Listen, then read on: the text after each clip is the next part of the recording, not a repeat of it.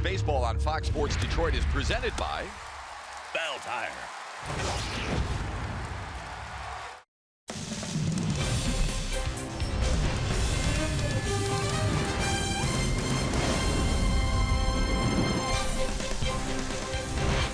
Man, did the Tigers offense flex its muscles Thursday night. I mean, they hurt the baseball all night.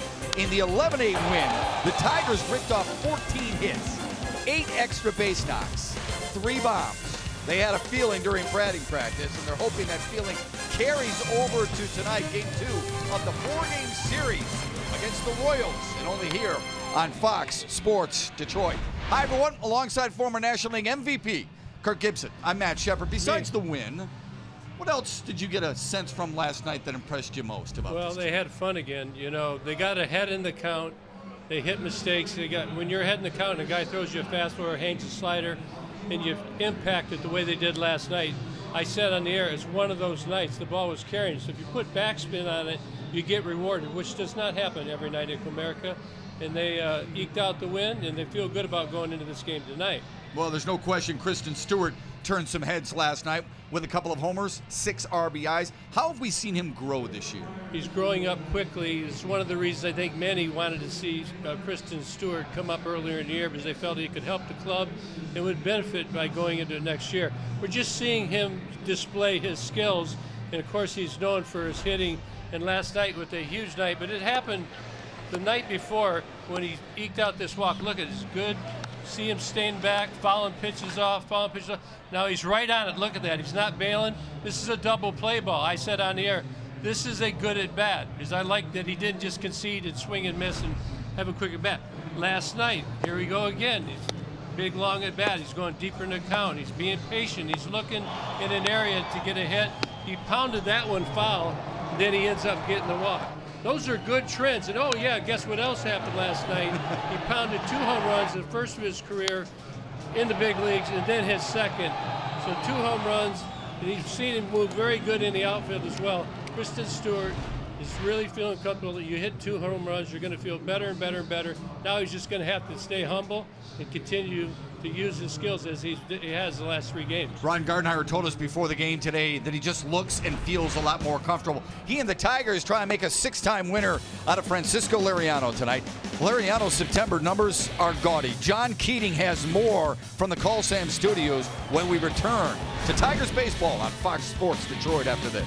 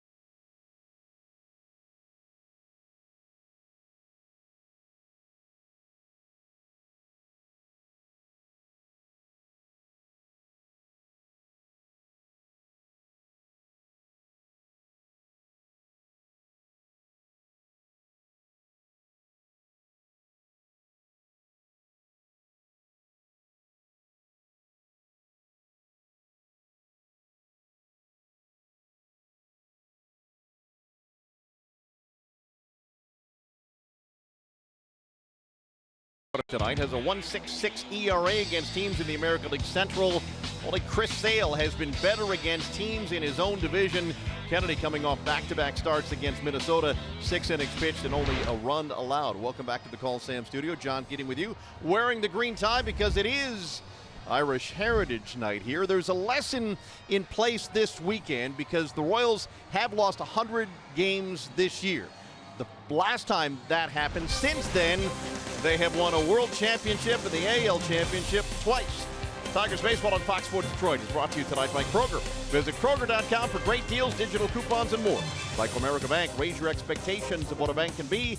Come to Comerica. And by Jeep, hurry into the Jeep Adventure Days event for a great deal.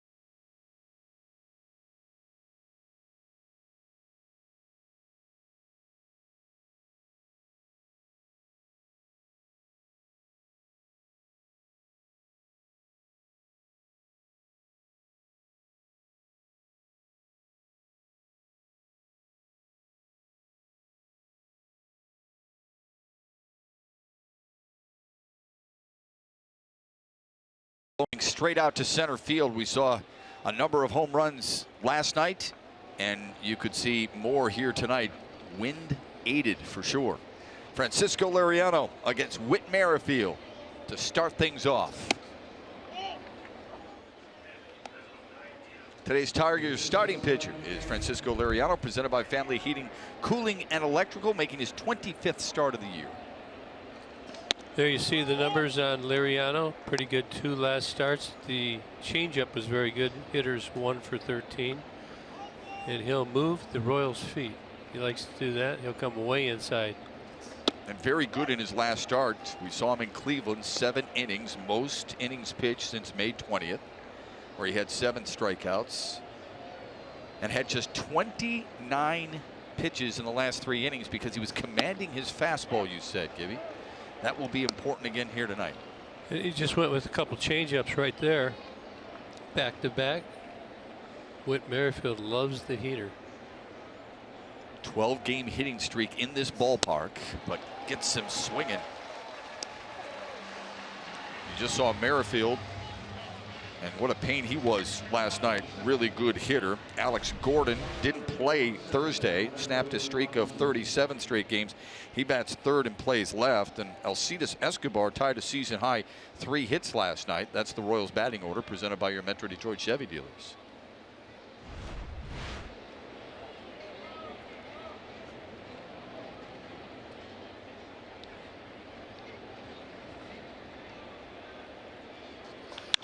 Mondesi grounds to second through the wickets of Lugo.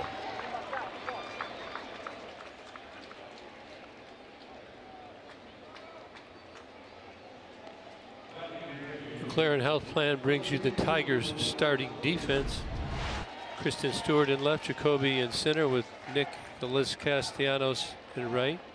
Ronnie Rodriguez at third, Jared Saltamacchia at first. Well, Lugo there had a little trouble there at second base with Pete Kozma. James McCann is catching Francisco Liriano. That just ate him up. Just ate him up. That ball is hot. 4th error of the year for Dewal Lugo. And this is Alex Gordon.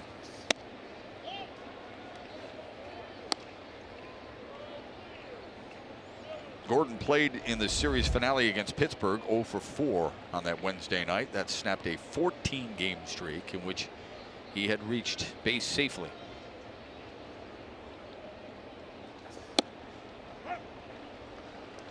Time now for StatCast AI, powered by AWS. The tendencies of one Alex Gordon. The Tigers playing true to it. They've done a really good job of shifting. Certainly as the second half of the season has gone on. You know Mondesi wants to run as well. There he goes. Got a good jump. Punch to left center. It'll drop in for a base hit. Stewart hustles in to get it. And the Royals have runners. There goes Mondesi. He continues. They waited too long. Yeah, Mondesi too fast. Actually, if Mondesi would have been running from the get-go, he could have scored. But Kristen Stewart did not get it in quickly. You're going to see him come in. This guy here is really fast. He's about one of the fastest in the game. Watch Stewie. He's coming in right here. You got to go ahead and run it. He's just, you got to be decisive here. He comes right in here to this cutoff man. Throw it to second, and Mondesi alertly to home. Lesson learned. Yeah, really good base running on the part of the Royals. They may have 101 setbacks, but they still play the same way as they did when they won a championship, played in back-to-back World Series, and that is aggressive base running. They're going to take advantage of you. Salvador Perez 0 for 4 last night, just 2 for 14 on the road trip for the Royals. So Mondesi, he's that type of player. We were commenting that he's Francisco Lindor-ish, the way he looks. He showed it right there. Alertly gets on in an air, stealing on the pitch. A misplay from the outfield, and he scores. 1-0. Gordon can still run too, not like Mondesi or Merrifield in the first 2 spots of this Kansas City lineup, but Gordon does have 12 stolen bases in 14 attempts.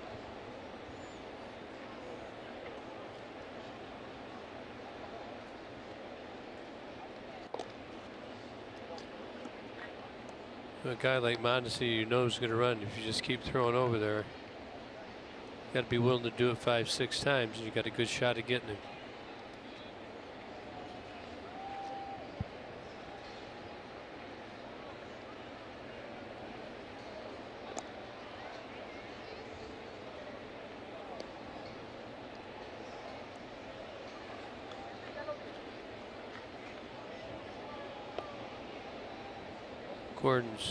He's very opportunistic.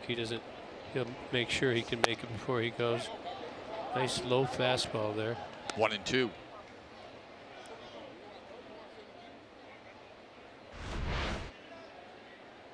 Liriano keeping it nice and low. And it ended up being a ground ball if he swung. Good framework by James McCann. bringing it up high enough.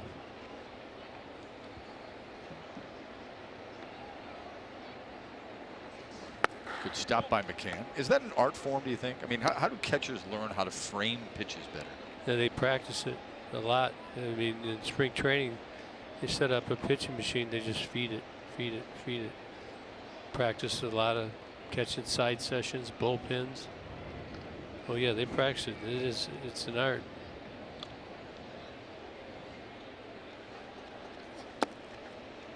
Another good stop by McCann. Counts full now to Salvador Perez.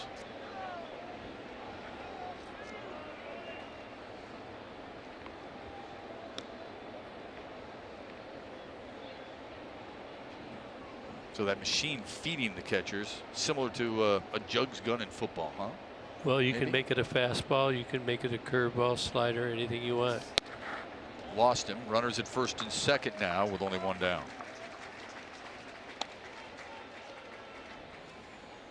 Brings up Hunter Dozier. And this big youngin hit a monster home run last night. Straightaway center field. And over the first hedge. They measured it 439 feet.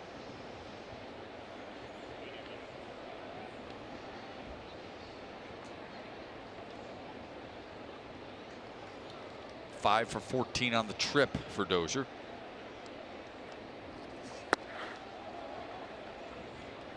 A lot of movement by McCann already behind the dish for Lariano.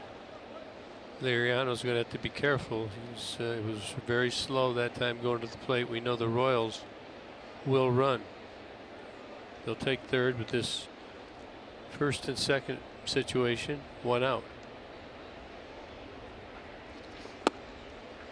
We got into a conversation about this yesterday, Shep. We were discussing with the probability of scoring a run.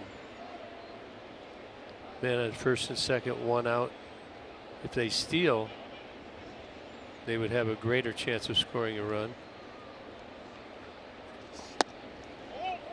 About 18, 19 points higher. But also, there you have it. One out, runners on first and second. You have a run expectancy of 0.92 runs. Runners on second, third, 1.31 runs. So that's data within the game. Dozier goes the other way, but in foul territory to make it 2-2. So if you're thinking about stealing and you can get the trail guy to go, you're severely increasing your odds of scoring a run. Then there's also another thing you look at is the probability of scoring multiple runs. And well, that's the key, isn't it? I mean, that's what you want. You want to have a big inning. Right now you would, absolutely. If you get later in the game, you'd settle for one run. Cued down to first. Saltalamacchia will take the easy play. 2 down.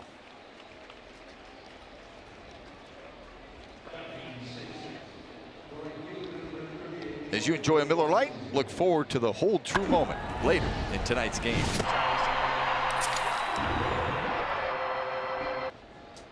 It's a big out early in this ball game. It's 2 down. A base knock would drive in 2, make it a 3-0 lead, something that Kansas City had after their half of the first last night. But tonight they go up against a guy who's got really good numbers against the Central and good numbers, impressive numbers against the Tigers in his career, and Ian Kennedy. You're not facing a rookie. You're facing a guy who's experienced and knows what it's like to pitch with a lead. Yeah, he's got good stuff. Jorge Bonifacio hit a 3-run homer last night in the first. Just his 4th homer of the year and his first hit on the trip. He had been 0 for 10 until that homer to left.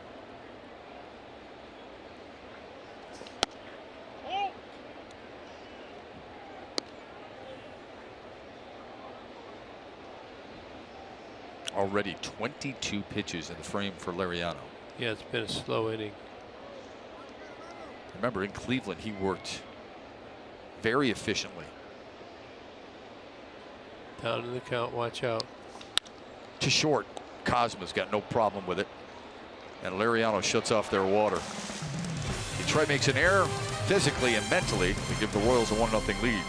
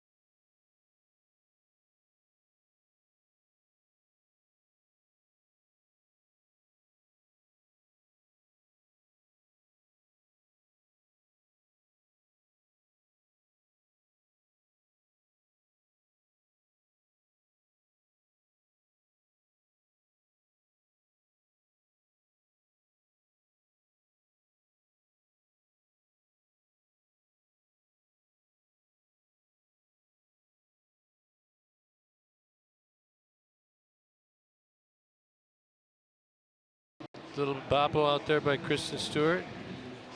You know you're going to get a little talk. Dewey's going to explain, but this will be a lesson learned, not a big one. Easy. It's an easy fix. You want to hear as a coach what went on in their mind, and see Gardy's right there as well. Two things I love about that picture. First, Dave Clark put his arm around Kristen Stewart to talk to him. And secondarily, Ron Gardenhire came over, didn't say a word. He's just listening to making sure everybody's on the same page. You know, managers, and I think you were really good at this too, Gibby. You were just really direct, and I love that about you. No, but seriously, really good communicators can communicate in a number of different ways. They don't have to be talking in your ear the entire time. And Gardenhire just lets some of his veterans. You notice who surrounded Kristen Stewart: Nick Castellanos and Pete Kozma. That's good stuff. Good learning. He know. I mean, you watch Kristen Stewart, how hard he's working every day before everybody gets here. Yeah, he's driven. He's got a lot of energy right now, and he's got a lot to learn. Yeah, I asked Ron Gardenhire about Kristen Stewart and his growth, something you talked about moments ago, and he said just that. He always works hard,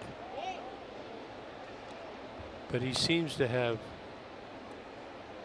a mechanism to process the information and make an adjustment. He's got a lot more to make. That's just part of the game. No question.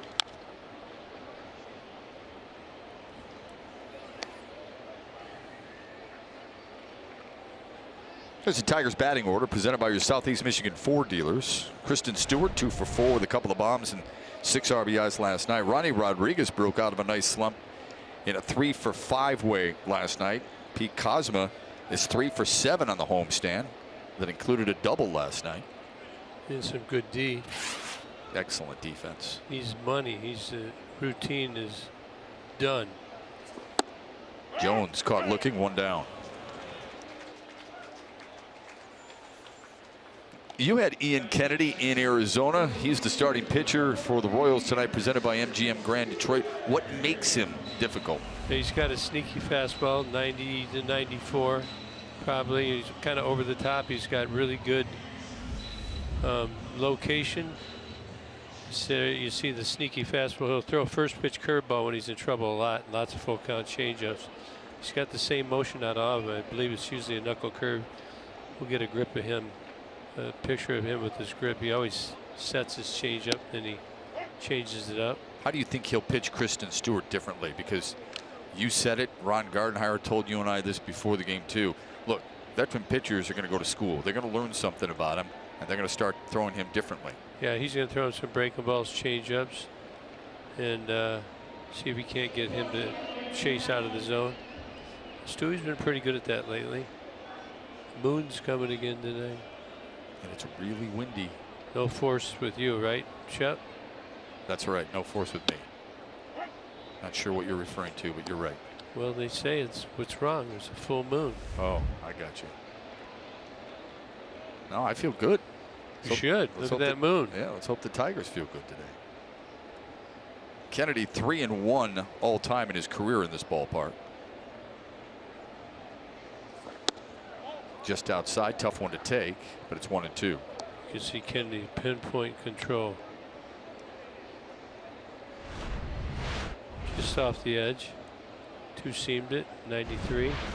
He can get it up top there pretty good as well.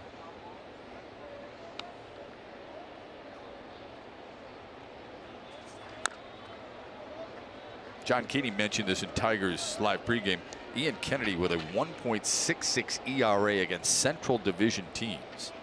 That's the second best in the majors. Only Chris Sale's 1.5 ERA against Eastern Division teams is better. I think that would surprise some folks. Another 1-2 offering. Fouled it back. Good at bat for Stewart. Something that Kirk Gibson had talked about in our open. The ability to fight off pitches that you don't like to get another one.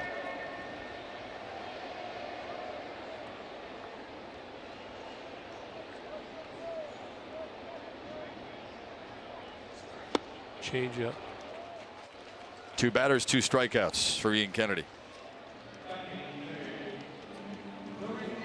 Now take a look. You see the grip. There it is. He's just going to throw it normally, just like a fastball. Turns it over. It looks like a heater, but it's not. As he's found out, we'll see what kind of adjustment Stewie makes. That's pretty good location. It's going to be hard to catch up to. Castellanos playing in his 19th game this month. Second in the American League in September batting average, 379. The numbers continue to amaze. His 25 hits in September, more than any other American League player.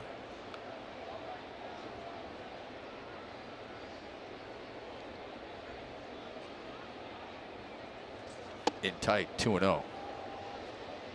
Pitch makes sense. They like to get Nick to swing in there, but he's moving the feet right here. He knows what he's doing on this. Get hit right in the ribs. That hurts.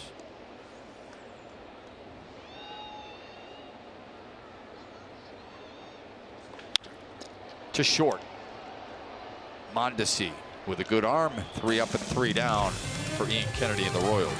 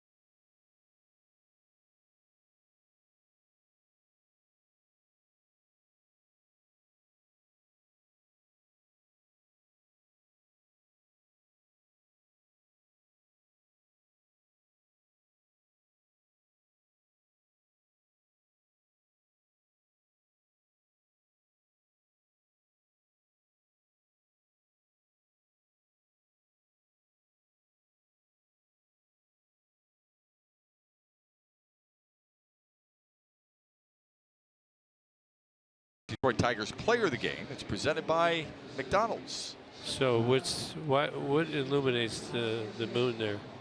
What illuminates it? Yeah, why is it bright? You tell me. It reflects the sun's rays, and that is a waxing gibbous. A waxing illumination. gibbous. 88%. Is that a full moon? Is that a full No. moon? No, it's not. The next full moon is Monday. Do you know what they call a full moon? A full moon. A harvest moon. You gonna harvest? It'll be harvesting. The farmers will be harvesting that corn now. They will. I guarantee you they will in mid and northern Michigan.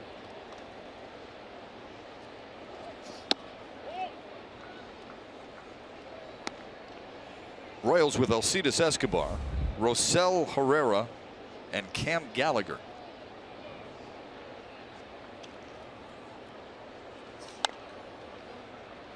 Escobar, as we mentioned, 3 hits last night.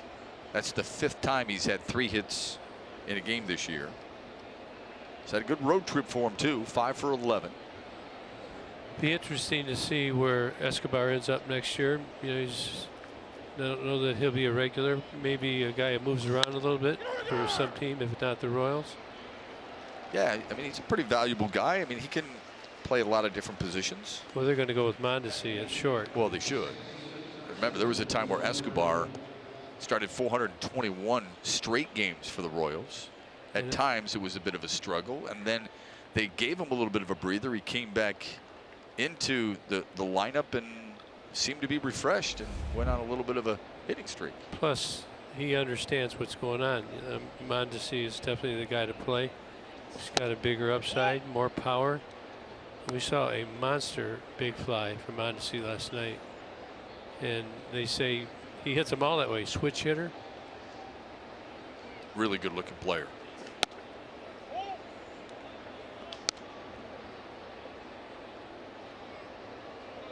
Herrera had a double last night.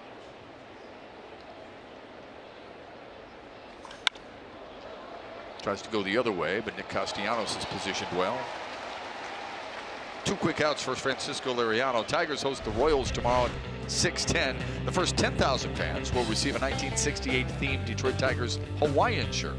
For tickets, go to tigers.com.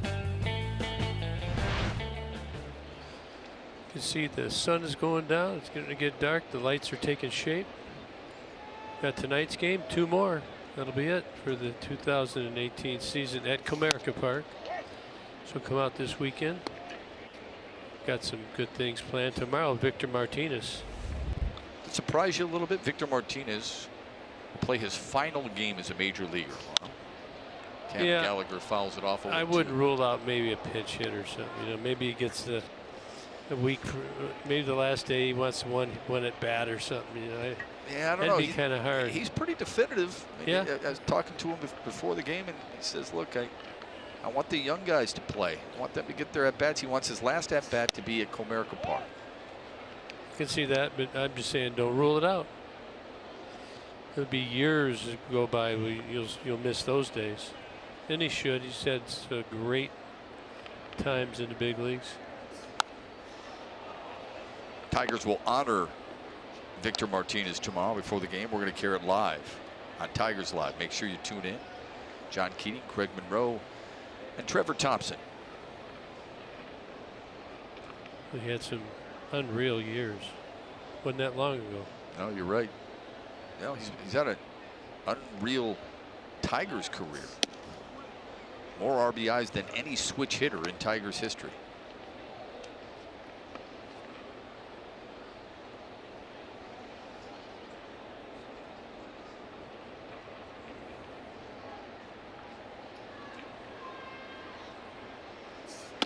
Nice bounce back inning for Francisco Liriano as we head to the bottom of the second.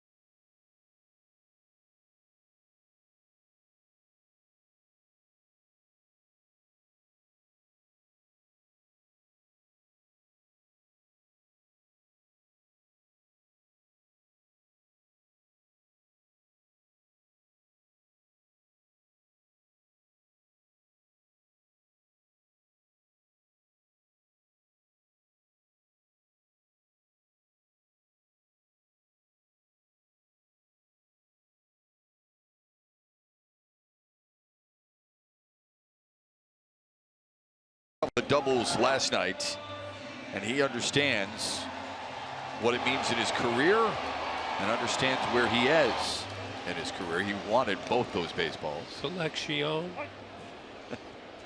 There's only 2 players who have more hits in this ballpark than Victor Martinez. Who do you think they are? Ty Cobb? No, this ballpark. This ballpark. Okay. Miggy. Correct. Pounded to right. Get in there. And it drops. A base hit for Victor Martinez to kick off the second.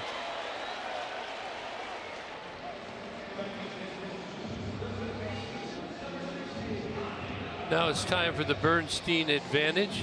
Victor Martinez is ranks in American Park history, 3rd in starts, 4th in hits, 2nd in doubles, home runs, 5th RBI.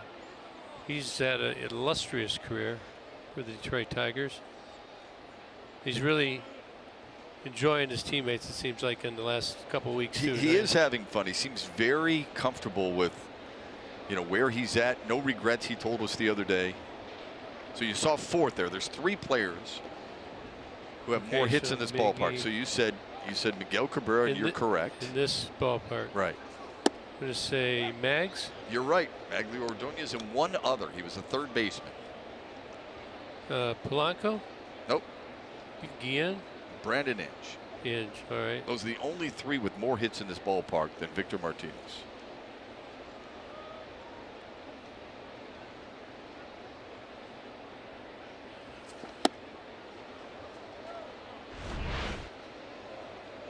Guys authenticating the ball. That'll be put a little sticker in there. It's registered with Major League Baseball, so there'll be no mistake where that ball came from. You can't hide that.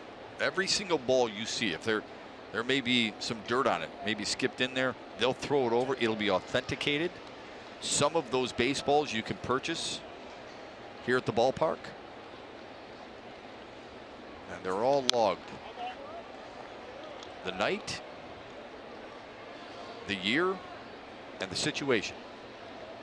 So you'll see one roll over here close to the Tigers dugout, and then they'll toss it over to the authenticator and get it done. Now here's a little situation right here. Ronnie Rodriguez. Okay, we talked a lot about Kristen Stewart. Ronnie got a slider, he got a curveball. Okay, so you just got to kind of go to school here thinking about Ian Kennedy. Now you might show him a fastball out of the zone, but he's really saw 2 balls. Actually, there were 2 out of the 3 pitches were balls, we say. The 1 curveball looked like it was pretty good. So Ronnie's going to have to kind of figure this out a little bit when he comes up to his next at bat and store. Like this pitch, that curveball started right there and then broke right over the plate. You see that pitch next time up, you see that, you got to recognize that. And if it's up, you got to pound it. That's how they get him to stop throwing those pitches. But Ronnie really lets it go, I'll tell you.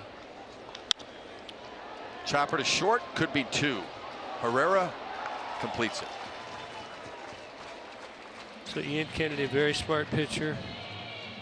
And we're talking about youngsters that need to make adjustments. Let's look at the sequence here. Slider, breaking ball, up and in. Then he went to the breaking ball strike again. Ronnie out front. And a double play. Got to learn a lesson. We'll see what he does his next AB. He's got a lot of ability, this kid. You talk about shortening swings when you're in a hole, and he was in an 0-2 hole. Did he shorten his swing enough for you?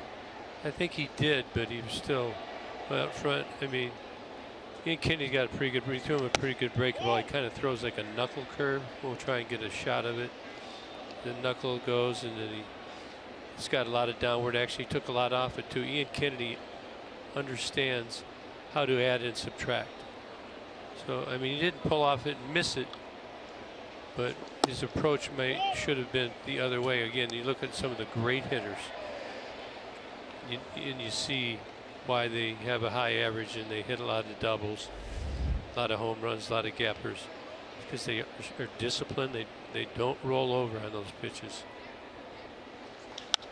Goes the other way to right. And a nice running grab by Jorge Bonifacio. A second straight 1-2-3 inning for the Royals.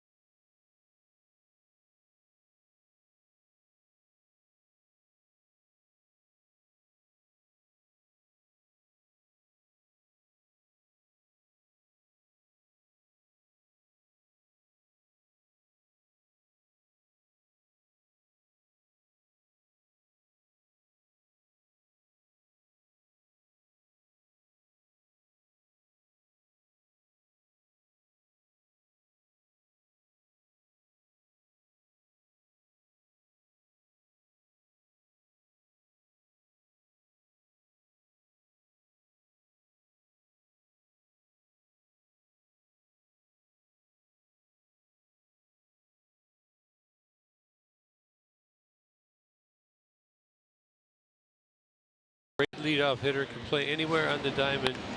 Real pain in the rear end. This Sure guy, is. he gets on, he pushes the issue, he steals bases. He has what, 37 on the year.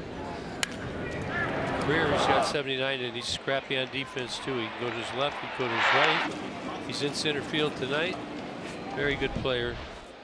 And I like watching him, except he's always on base. Yeah, I like watching him too, and he can bunt. Lariano, nice twist off the mound, but he's not going to get him. Can't drop the mail and expect to get that guy who's really fast. And he'll be a threat to go. But this is just, again, doing your homework. Whit Merrifield knows this part. He squares around. He's going to make Lariano field this ball. See how he turned the other way? And that was calculated. He wanted to get Lariano to his left.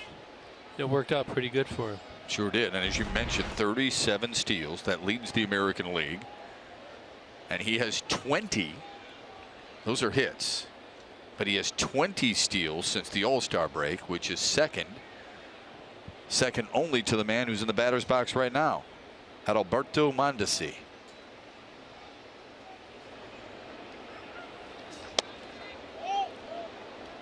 So this works good for Kansas City. They've got Merrifield up first. They got Mondesi second. Mondesi likes the fastball. Catchers like to call fastballs because they don't like people to steal on them.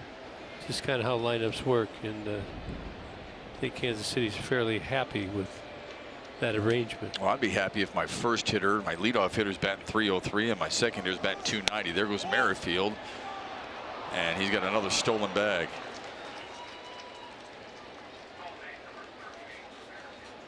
.38 for Merrifield. Caught 6 times. He's just guessing. Head down, never looked back. And we had this discussion, do you swing or don't swing when your teammate steals? You could see Mondesi taking all the way. That's why Merrifield did not peek back. He'll go to third as well. You let him. 2-1 now to Mondesi. Merrifield has stolen 24 bases of third in his career, most in the majors since 2016. So James McCann and Ronnie Rodriguez, who's manning third base, have to be aware. Ronnie should be in. Take it away from him. You want him on the grass? Yeah, just a little bit in front of the third base bag. Yeah, well, first of all, you don't want, if he hits the ball, you don't want it to hit the lip right there. That was a good shot of it. Where the cutout is, you don't want the ball to ever hit that. This area right here. See how that's not straight. There's grass to dirt. Merrifield's just, he's going to go. He's just trying to size him up. 3-2 now to the number 2 hitter. He's not going to bunt now. He can wheel back a little bit.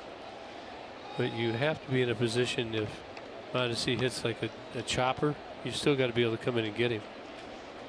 So you can't play very deep. That goes for the middle guys too. You got to play maybe a step in when you get guys this fast.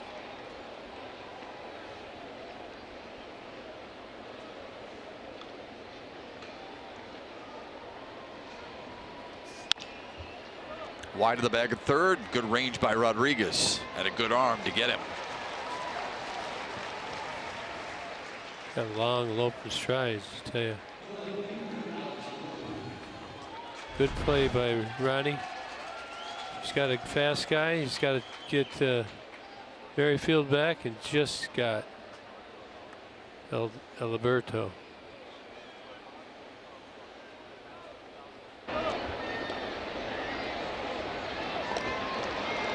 You always used to hear when we were in Little League, Gibby, if you're watching the ball like Mondesi just was, instead of just putting your head down and running, you're going to go a little bit slower. Do you agree with that? As Gordon sprays one to left, Stewart got a late jump. It's going to drop in front of him. Merrifield's going to hustle home. More hesitation by Kristen Stewart, and the Royals lead it 2-0.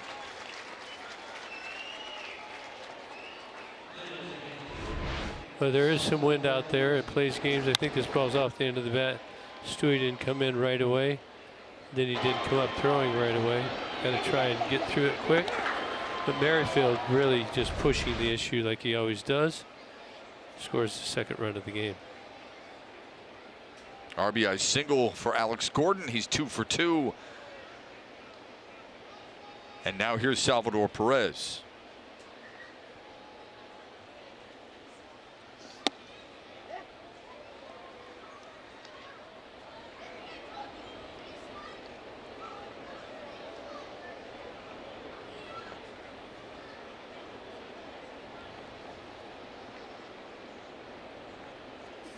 Good stop by McCann. Real good. 1-1.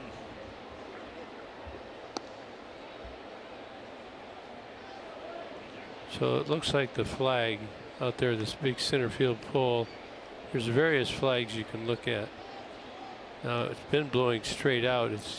See, that's blowing straight out. So you would think if it gets high, it's going to carry. Now the other thing about it, the pitchers are throwing the ball into the wind, so maybe you're going to have better aeronautics on the baseball, because you're going to. I never thought of it that way. I guess I figured the wind, so it's a little bit higher if you're throwing a little bit lower where they're playing, the field of play. Now that flag wouldn't affect you as much. Could go off the DAC and then direct the wind low back at the back of Jacoby Jones. So you've got to learn ballparks. You have the scoreboard. That wind could blow right into that scoreboard, go right down to the bottom, and on the lower half it would be blowing actually into the plate. So a low line drive would react differently. That ball was kind of medium that Stewie just didn't get to. You can see up there that some of the barbecue smoke is definitely blowing out up high. So it can go different ways. You just got to learn parks. And how do you learn something like that, though? I mean, you can't really.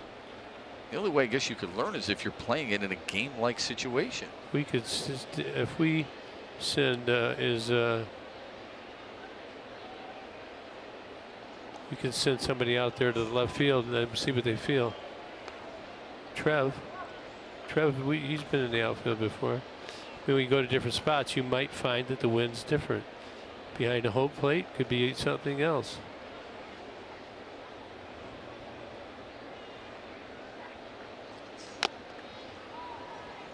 Perez does have 26 homers on the year. That's one shy of a career high.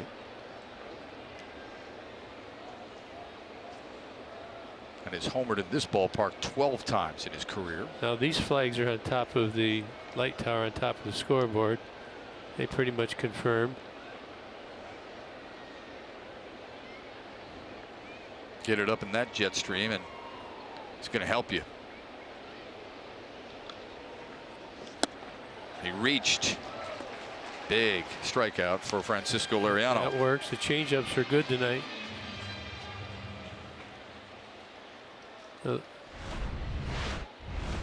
Turns that over. 87 miles an hour. Changeup. Look at it turn away. I wonder what it is right down there behind home plate. That wind's blowing in. Hunter Dozier grounded out to Jared Saltalamacchia at first base, first time up.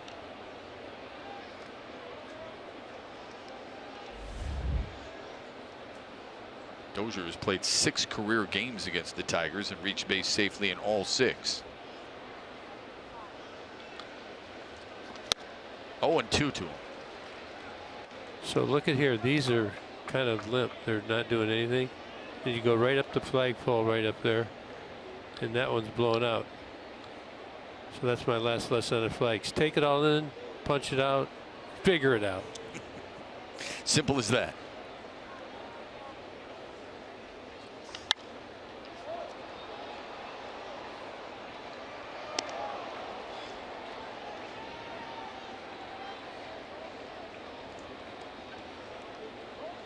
Liriano in September, 3 games started, 2-1 with an ERA of right at 2.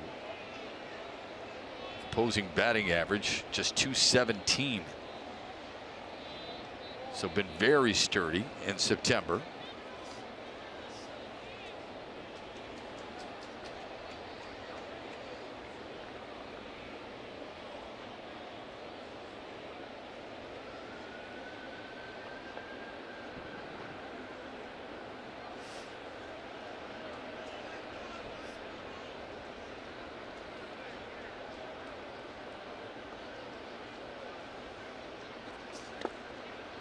Skipped in there. McCann with another short hop stop.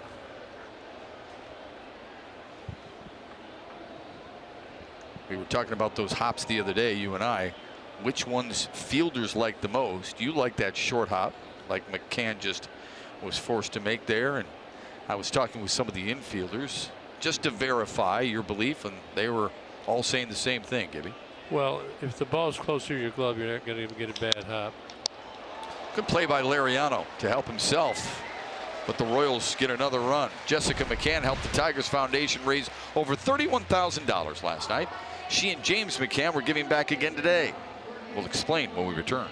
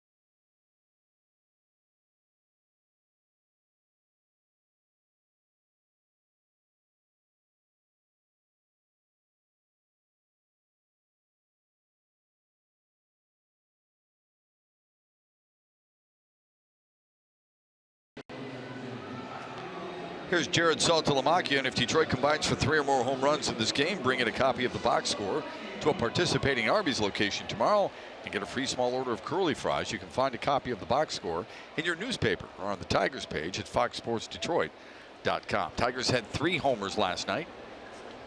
Saltalamacchia takes a first pitch strike. They had 8 extra base hits, 6 singles. And the key there was they went 5 for 12 with runners in scoring position. That was big. Saltalamacchia now 0-2 to Royals in the meantime, but their 12 hits, they had 7 for extra bases, 4 homers. Now that last 0-1 pitch, now 0-2, 88 miles an hour, right at the top of the zone. And Kennedy's really locating right now. Grounded to second, and Herrera gets the job done, just like our Trevor Thompson, who does on a night-to-night basis. Hi, Trev. Hey, Matt, got a very cool Jeep game break for you here. Jessica and James McCann spent part of their morning at the neonatal care unit at Children's Hospital. That's because that is a very special unit to them. The NICU unit is where their twin sons, Christian and Kane, spent the first 7 weeks of their lives. Those kids are doing really well right now, and they wanted to show up there today to reassure other parents who have kids in the NICU unit that their kids are going to do okay too once they've spent their time there. So another way they're giving back in the community, and they did that this morning at Children's Hospital. James and Jessica McCann, this is a thumbs up to you guys. Yeah, Trev, you were with Jessica McCann and some of the Tigers' wives last night when they raised over $31,000. I think we lose sight of just how active they stay in the community. Wouldn't you think that? They're very active in the community, and not only the McCanns, but earlier today, Nico Goodrum also went to Southeastern High School and Martin Luther King High School to deliver water. You know, it's much needed in the downtown area. Over half of the schools in the downtown area, Matt, have high levels of lead and copper in their water. So Nico giving back in that way with some fresh water for them today. Yeah, I just love that about these organizations in the city. Speaking of Nico Goodrum, this is what Trevor Thompson was referring to. And you know what I like about this is getting the high school kids involved too, Gibby. That means, you know, they're passing it along, but the high school kids see what the pros are doing, and they're ready to give back too. Yeah, absolutely. And Shep and Gibby, that's not the first time that Nico has delivered water. He's gone up to Flint to deliver water for the people who need water up there as well. And he certainly has said he feels an obligation to give back to the community in any way, shape, or form that he can. And he's putting his money where his mouth is and walking the walk as well in that regard. Yeah, Trev, we cover all the teams in this market. I think they all do a wonderful job, don't you? I mean, you're. Oh, they really do, Matt. And they all will come back and tell you they feel rewarded and blessed by having the opportunity to enrich the lives of others in whatever way they can. So it's certainly a rewarding situation to be able to give back for them. And they're all very eager to do so. Yeah, good story. There's Thanks, some Trev. very tough assignments that some of these players are asked to do, going and visiting people that are not in the best of health. They have a wish and you can help them out. Years ago, I was asked by the Tigers to go, and I was in a situation, and it was tough at the time. Talk about rewarding was great. It has a happy ending. Dylan Burnett recovered from what he was dealing with. And that makes you feel, that's very, very rewarding. And I also took my little guy Cam at the time. He was probably 10 years old or so. So if you can involve your kids in that as well, anybody can do that. That's doesn't have to be a ball player. You're right. So But they do, oftentimes those athletes really bring a smile to a lot of these kids and people's faces in general. And I mean, you guys realize just how much you may mean to people in the community. Everybody has their role. So you got to do your role, and that might help me and help 3 or 4 more others. So sometimes an athlete can talk you into understanding what your role is and convincing you to do it. How about Pete Cosma going the other way? 2 for 4 last night. Starts tonight out with a base knock. Love this guy. He's such a gamer. He's not trying to pull it. He got a double last night, like you said. And this is just good hit for the between the 3-4 hole. He's played great since he's been recalled up here. Really solid defensively. Oh man, we were talking with Ron Gardenhire before the game today about some of the glove work that he's put on display, and Gardenhire was mentioning a couple of the plays last night. He said, "Did you see that pick?" He said, "I hope I saw it. I called it." He started laughing and he says, "That's a hell of a play right there. Not many guys make that play."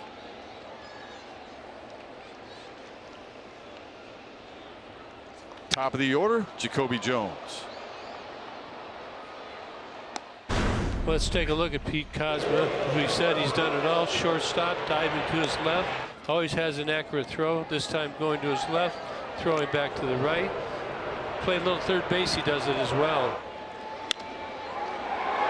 Scrappy double down the left field line. And then that's just a good approach right there, up the middle. He's lifted this Tiger team up. And really some stability defensively wise since Iglesias has been out. Well, it makes a difference for pitchers, right? Oh, does it ever. Yeah, they pitch differently when they have a really good defense behind them. And when you make the plays, you cut the inning off, and maybe you've given up one run and they stop it at one instead of two. To short, good play by Mondesi as he surrounded the baseball to squash any Tiger possible rally. You're watching Tigers baseball on Fox Sports Detroit, presented by Bell Tire.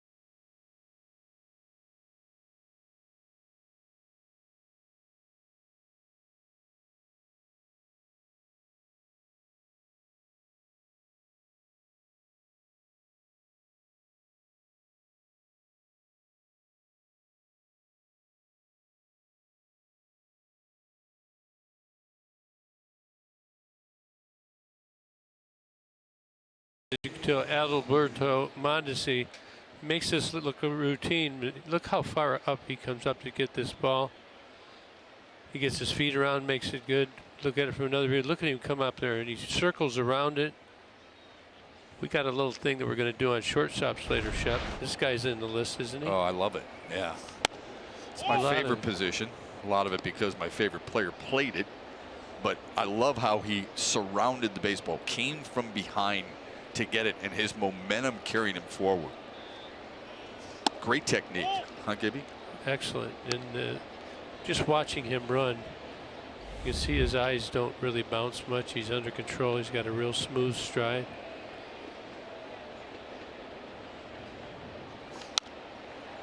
But Jacoby was on his horse, and Mondesi easily now. Some of you may say, well, that's an easy play. It is easy, but it's easy for a reason. You know, we talk about this all the time. Why is the guy a little safe? Why is he out? Why did his throw sail? Why did it cut? Look what happens before the play. You can figure it out.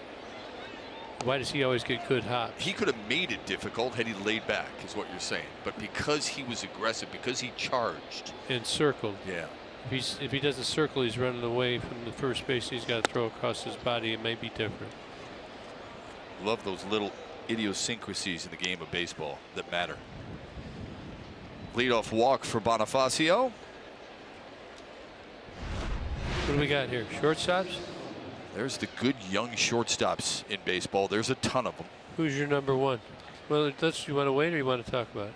I'd love to talk about it. Mine would be Francisco Lindor. And we would agree on that. Okay. Manny Machado's not number one? Not for me. Who's number two for you? Number two would be probably Machado. Okay. But a lot of power there. I might go with Carlos Correa, and then Machado. I'd say I might go Bogarts over Correa. Correa is a great player. Really? He's more projectable. I'm just looking at pure right now where they're at, the plays they make, the contributions they make. How about Trevor Story?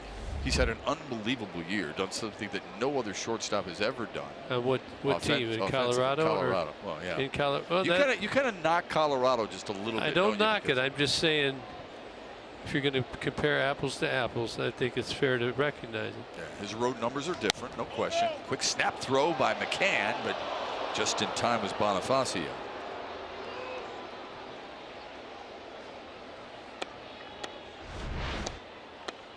James trying to get him. Oh! They're looking at it down there. I think he just missed him. Pretty good tag by Salty there. He just missed him. Oh, I think he had him. By his fingertips. I don't think he had enough, probably not enough to overturn it.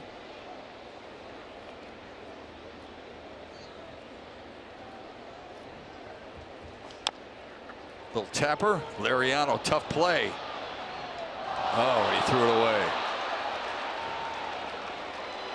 Bonifacio takes a strong turn at third and then hustles back.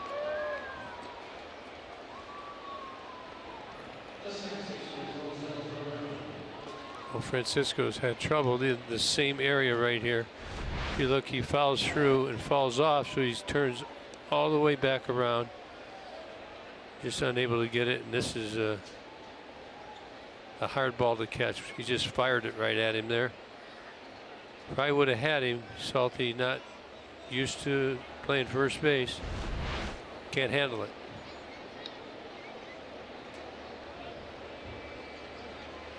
Runners at the corners with nobody down. Rosell Herrera.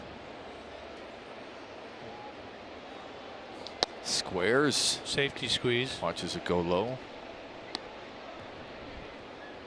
Now safety squeeze, all he's got to do, he bunts it right here. He's going to go to second. He's got his eyeballs there. He's reading. If it's good enough, you go home. If it isn't, you stay. It's a great play. Joe Madden has done a great job over the years of doing that. So the key for the runner at third during a safety squeeze is make sure the ball is down. There's no way you should be picked off third base or doubled up. Right. So you're looking down here. If it gets over this way, he's holding. You're going to be on your way. If it's in the air, you pop up, you just freeze. Because if you got second, third, and one out, who cares? Lariano's going for the strikeout. Needs it. I think the Rays in 2010, they had almost 20 safety squeezes. It's a great way to get a run in, tack a run on. Really puts that first baseman right here in a pickle.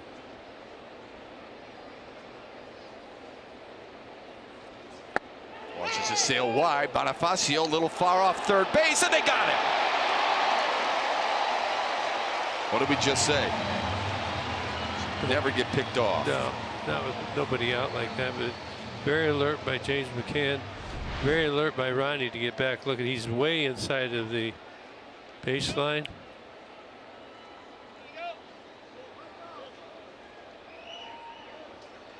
It's a long walk back to the dugout there.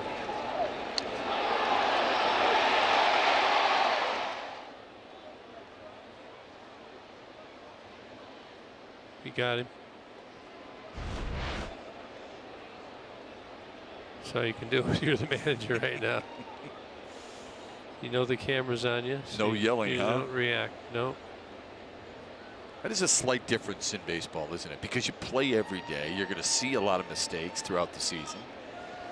Football, that's a face mask chewing right there. That kind of mistake. Yeah, football, they jump you. Yeah. Well, when you practice in football, who you got? How many coaches you got? 8 or 10? Inside the bag and into the corner. Escobar chugging around third. Stewart, all kinds of problems in left. And the Royals now lead at 3-0.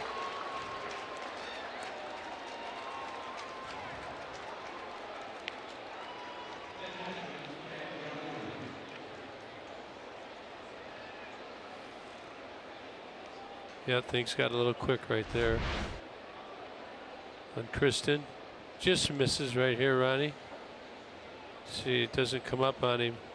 There you can see the runners advancing, and Stewie's got to go down and pick that up. And he just couldn't get a grip on it, then kind of rushed it a little. Look, you got to take your time, get right over top of that ball. Another lesson learned. You noticed how far Pete Cosmo was out on the grass. Ron Gardenhire was telling you and I before the game today that he wants his infielders with Kristen Stewart to go further out into the outfield to make it a shorter throw for the rookie left fielder rather than a longer throw. He says, I don't want to see you on the infield ever. I want you out on the grass going to get the relay from Stewart. And Cosmo was in perfect spot there. He was, and we got Simo out in left field. Simo, what do you got on that play right there? Gibby, I am out here in left field, and I saw that play extremely well. Listen, it's a tough play for Kristen Stewart. You're not sure if that ball's going to hit the sidewall the way the ball bounces off. You really have to make sure that you bust over and kind of get to the baseball before it hits the railing, because you're not sure which way it's going to bounce off that railing and which way it's going to go. It's a tough play for him, but again, the way I believe he should have made the play is you have to really use your legs and cut guys off, not necessarily worried about your arm. This is something he'll get used to. I mean, it's a new ballpark. I see that wind blowing that pretty suit coat of you around. Where's it blowing? In your face or is your back? No, it's kind of swirling a little bit. I've got a little bit in my face, and then I've got some coming from my left side and the right. It just depends. I'm looking at these flags too, and I'm thinking, man, if I can get a ball up today, it'll be a great day to be in the batter's box. You get a ball up, the ball might fly out to left field. Boy, they're going. And how about that hair? Is it blowing that hair around? Mine, I can't keep it in place up here. Well, I mean, I'm having that problem too, Gibby.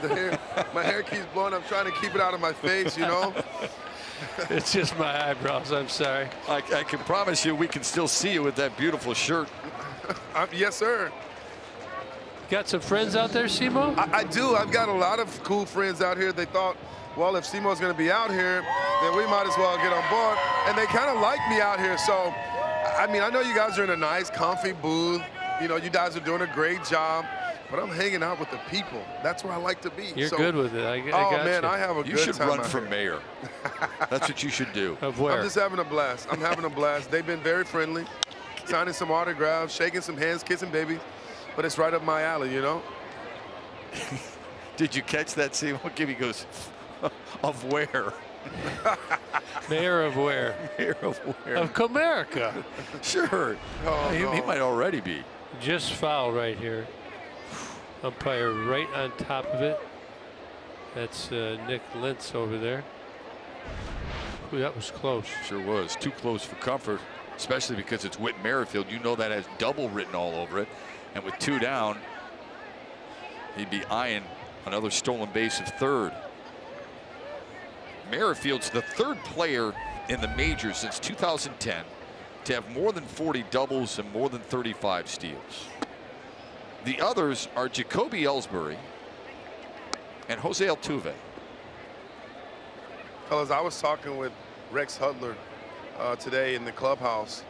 And no, you were listening to Rex Hudler, because with Rex Hudler, you don't get many words in edgewise. You really don't. And I told Rex, I'll never forget going to Anaheim and playing, and it was me and Carlos Pena.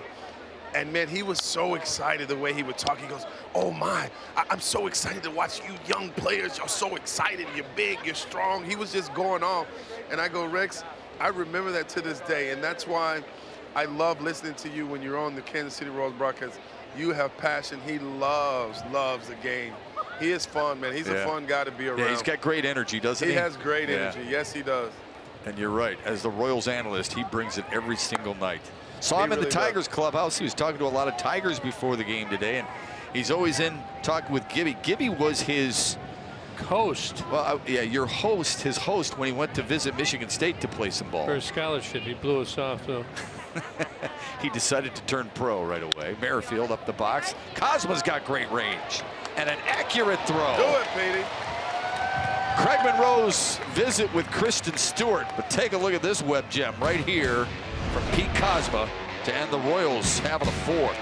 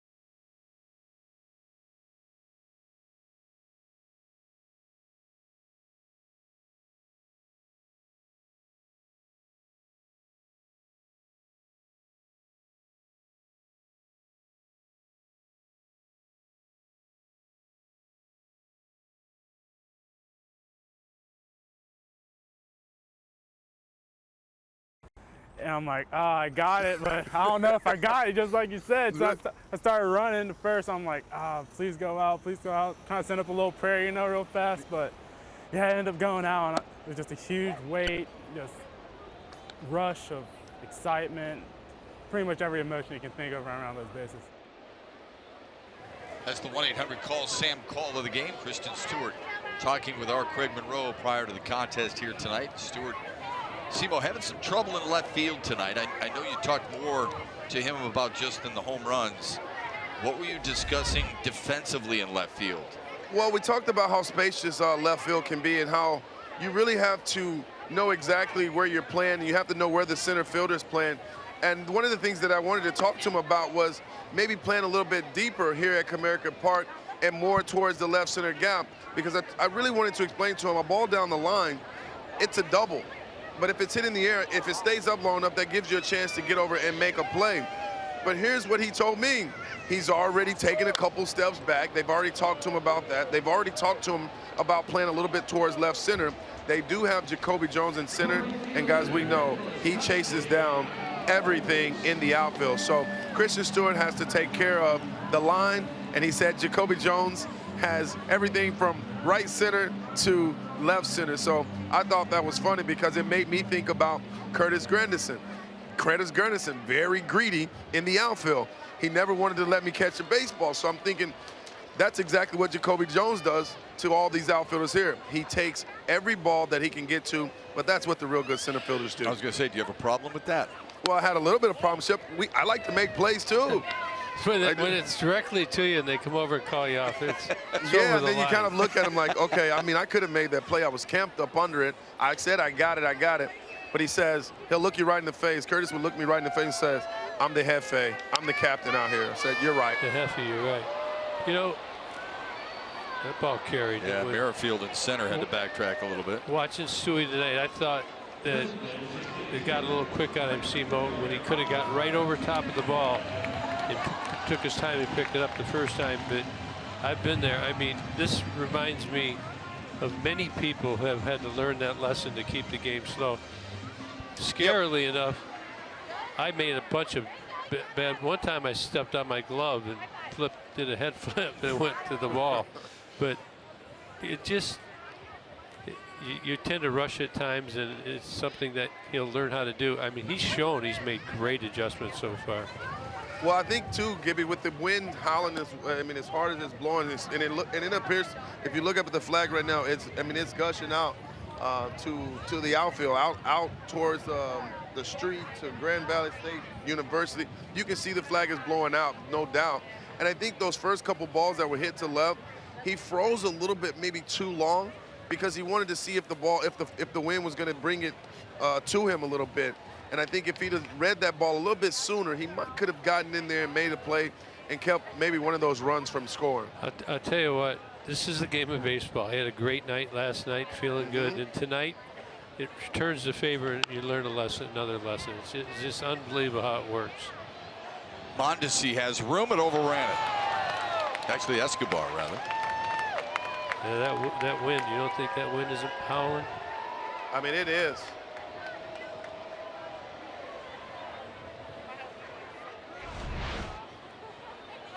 Balls, they're always going to come back here. Went off a left-hander's bat. When they go high, and when they're low, they'll tail away from you. And Yost just, all you can do is smile. Yeah, this would be a tough night to play the outfield with the wind blowing as hard as it's blowing, especially out, because you're not really sure, Gibby. When that ball goes up, and you know this, that ball goes up, and you read it, and you're thinking, okay, it's a can of corn. I'm behind it. I've got it. And next thing you know, it catches a couple gears, and the wind pushes it past you. So you really want to make sure that you stay back and keep the ball in front of you. But what about for line drives? I mean, the ones on Stewart, they weren't fly balls necessarily. Those are more line drives. Well, they're soft line drives, Shep, with a little bit of arc on them, and so you're really still not sure if that's going to travel. Another 1-2-3 inning for Kansas City as we end the fourth.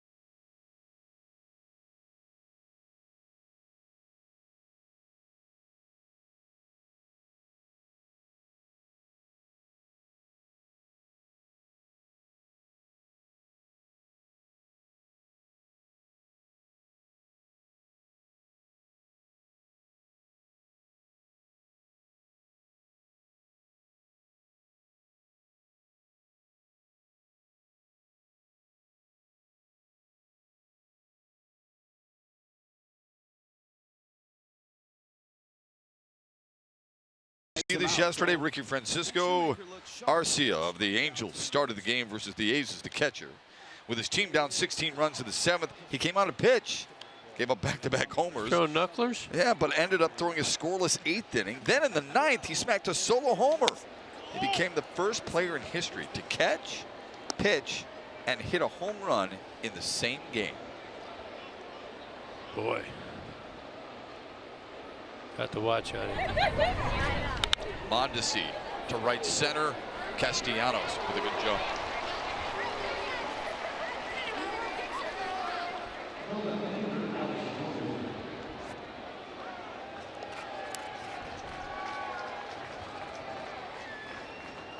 Here's Alex Gordon. Craig Monroe, Alex Gordon, one of the better left fielders of his generation. Wouldn't you agree? I mean, making that transition from third base to left field, that had to be a difficult transition for him. Oh, definitely a difficult transition, but he made it look very, very easy. Playing against him in the Central for several years, he was one of the better left fielders in the game at this particular time. Obviously, he's gotten a little older, but he plays a lot smarter in the outfield these days. But I love this skill set. He really takes great jumps on the baseball. And he's also a guy, too, that changes the bat with one swing in the game. The batting average is low, 245. But he's a production guy, and obviously getting a chance to win the World Series with that core group that he had, Lorenzo Cain, Moustakas, Hosmer. And now I'm sure it's a tough situation for him, fellas, to where he's in a rebuilding with this Kansas City Royals team. Yeah, but he's embraced it. He has. Talked with the Kansas City folks, and they say he is a guy who has done a nice job leading in that clubhouse. And you talk about production. He had an RBI single earlier in the game. That gives him 30 over the last 46 games. That leads the team, but he's punched out there. Ariano really pitched good. He's given up 4 runs, but with better defense would have not been that much. You see, like, look, a little slider cutter right there. Comes off the inside, off the plate, onto the plate. Gordon didn't like it. So hard to lay off the umpires sometimes.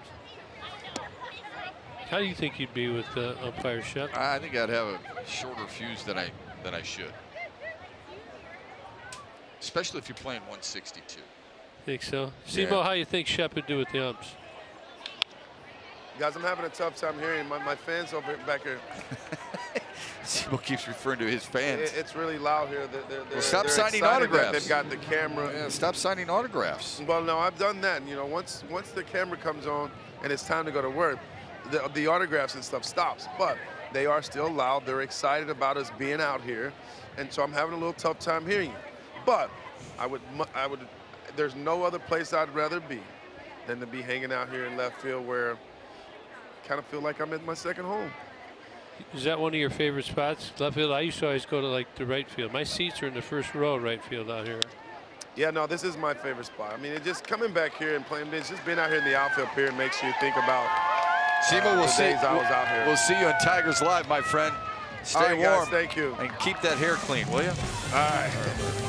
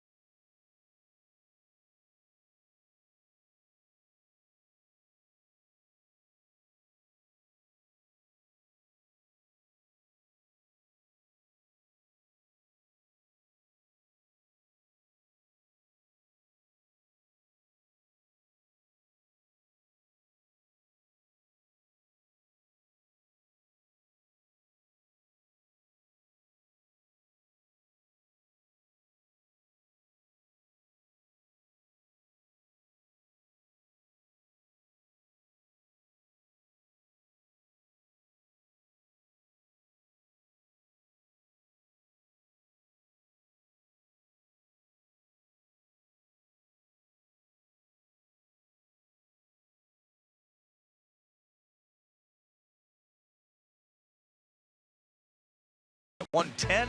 All kids 14 and under will receive a Tigers Kids compression sleeve. For tickets, visit tigers.com. Ronnie Rodriguez, James McCann, and Jared Saltalamacchia trying to get something going here for the Tigers. They trail 4-zip here at Comerica Park alongside two-time World Series champ Kirk Gibson, Trevor Thompson, Craig Monroe, John Keating, and our entire Fox Sports Detroit crew. I'm Matt Shepard. Ronnie Rodriguez going deep. Up in the wind and carries over the wall.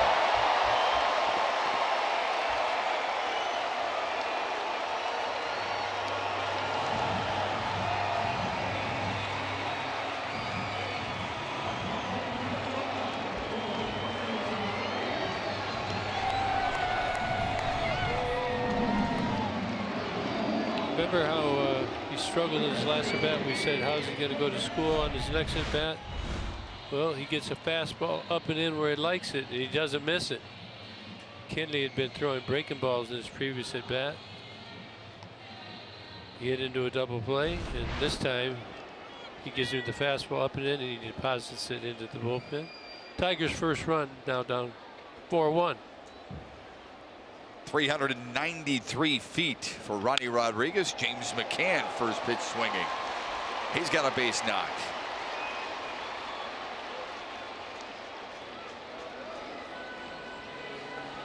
McCann had a feeling, look how he sits on this breaking ball right here. He had a feeling Kinley was going to throw it, and he just sat back nicely. Good breaking ball, first pitch. Didn't try and do too much with it. When Ian Kennedy throws that curveball for first pitch, he wants a strike. It's a good hittable pitch if you're aware and ready. McCann snaps an 0 for 8 skid. Here's Jared Saltalamacchia.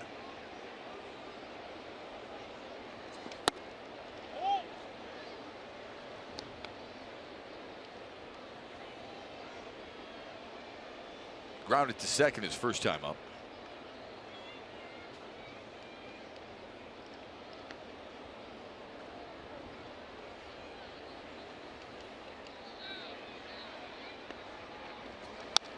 One and one. Well, we got two good at bats going. Let's keep the line rolling. Saltalamacchia played 67 games at Toledo this year. Batted 174. How many at first? Good question. I was trying to look that up not too long ago.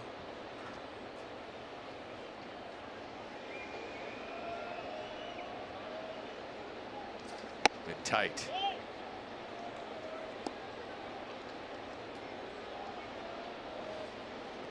Liriano been pretty good tonight. 5 hits on 5 innings. 2 walks, 4 strikeouts, and 1 earned run. 3 of them unearned of the 4.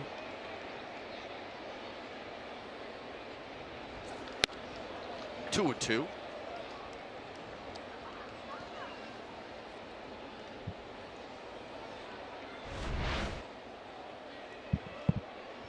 Two-seamer. Got by him quickly.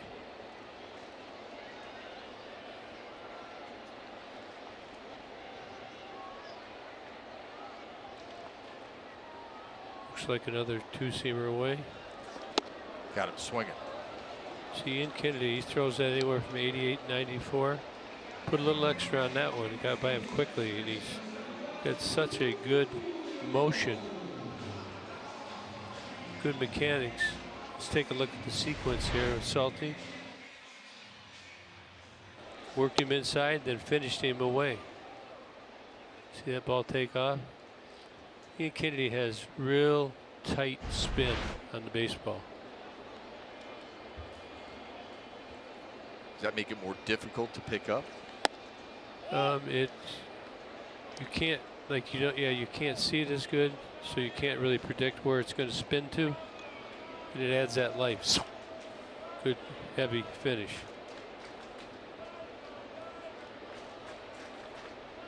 Joao Lugo is mired in an 0 for 15 slump. Punches it to right, snaps out of it.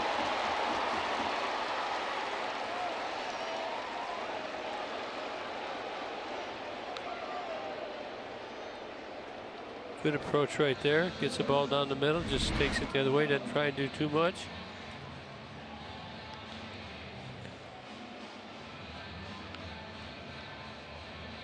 Gets back, doesn't try and jump, and doesn't pull off it. The run guard there, get a young kid like Lugo in a slump. You play him or you sit him. He stayed with him.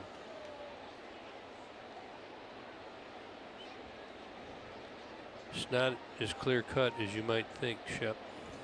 Well, he said the same thing about Kristen Stewart before the game today. Some people would like to see defensive replacements late in games. And Ron Gardenhire has told people, I'm not doing that to these young guys. I'd play him too. Yeah. He said they've got to learn to play through this. They've got to experience the situations. Cosmo a single to right last time up. Tigers could use that here. Instead, beats it on the ground. And a double play ball for Kansas City to get out of the inning. Ian Kennedy's been really sharp. Detroit plates one, but they're down 3.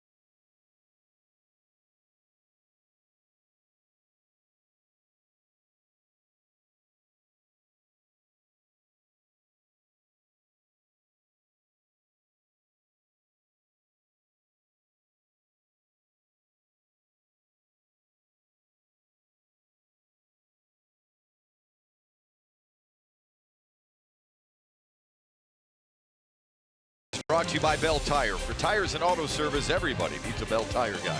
By Chevy Silverado, the most dependable, longest lasting full-size pickups on the road. And by Meridian Care, Medicare Advantage plans. On a crisp Friday night in downtown Detroit, Tigers and Royals game 2 of this 4-game series. Kansas City leading this one 4-1 after the Tigers took the opener 11-8. Francisco Liriano's pitched pretty well despite the 4 runs because of 3 errors. Yeah, some of the slumbering defense behind him.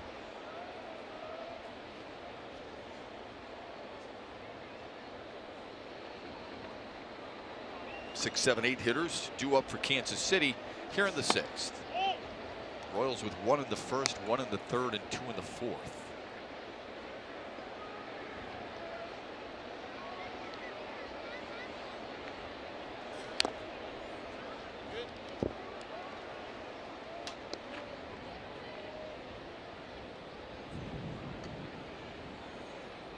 Bonifacio a grounder to short and then walked, but was picked off 3rd on a safety squeeze attempt. James McCann throwing a bullet down to Ronnie Rodriguez to catch the Royals right fielder off guard.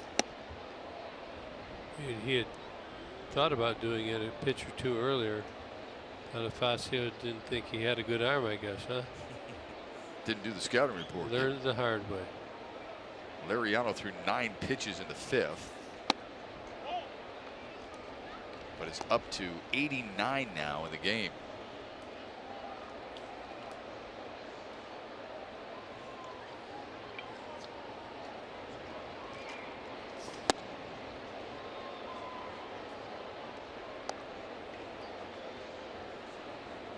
Yeah, you can see by inning, first inning and the 4th, 90 total, 3-2 count. Remember, in that first, had to pitch around an error and a walk. A pop up on the right side. Lugo out, Castellanos in, and that wind is tricky. Hey, Tigers fans, if you can't catch the games on TV, you can stream them live on your mobile device with the Fox Sports app. Download the Fox Sports app and take Fox Sports Detroit and Tigers baseball with you. Made available by Oakland University. Good see Nick. That ball really went downrange towards center field. That wind up there. Did a good job of getting in front of it, though. You don't want to be chasing those balls from behind. Got to try and get out front. Alcides Escobar was safe on an error last time up and scored. So if anybody's wondering how they can get better at fly balls, or their son's better, they get a pitching machine, one of those jugs guns, or I can't remember the one's called. It's got a handle on it. You just blast them up in the air. Taps it right side and foul. Come out early, you might see some early work going down in any major league ballpark. These guys, as good as they are, they still practice it. See the ball going foul. Some people say put it on your nose, you know, to line it up. So you need to get underneath it. Do you subscribe to that philosophy? I've used that philosophy. Sometimes I just try to tackle the ball. Poor baseball. Yeah. We were in Arizona. Dave McKay, my first base coach and outfield coach, he'd do it up to the ceiling. Jones takes charge, 2 down. Time for the DT Energy Know Your Own Power. Here comes Rosel Herrera. Doubled and scored his last time up. Kansas City. Extra base hits this month leads the majors. And their extra base hits from August 22nd leads the majors. The team has found its power stroke and used speed to its advantage.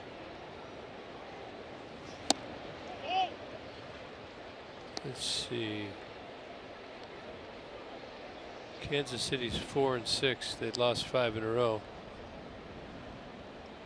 They were around 500 for the second half, I believe, before this 5-game losing streak. Yep. He made an interesting observation about this team's record versus last team's record, and the personnel really a pretty good job this year. Yeah, very good. The Tigers, you're saying? Yeah, the Tigers. This one to the right center field gap. Castellanos won't be able to catch up to it. Against the wall, Herrera, good speed all the way around, sliding headfirst into third for a 2-out triple. Well, there's the extra base hit power we were talking about. Yeah, he pounds this. This is his deepest part of the park. We pointed out earlier, Nick Castellanos plays fairly shallow for right field. That'll get you to some more balls, but a ball like this, maybe you don't get. But you're hoping they don't hit it that hard. And Herrera on with a 2-out triple. Our reference to this Tigers team is the fact that they're 62 up and 91 down. They lost 98 games a year ago. But the 98 losses were with Verlander, Fulmer, Zimmerman, and Sanchez on the mound. It was with Cabrera at first, Kinsler at second, Iglesias at short, and Castellanos at third. Guys like Upton and J.D. Martinez. Now, not the whole year, but most of the season. Q to first, and Saltalamacchia will take care of business. And Lariano avoids any more trouble.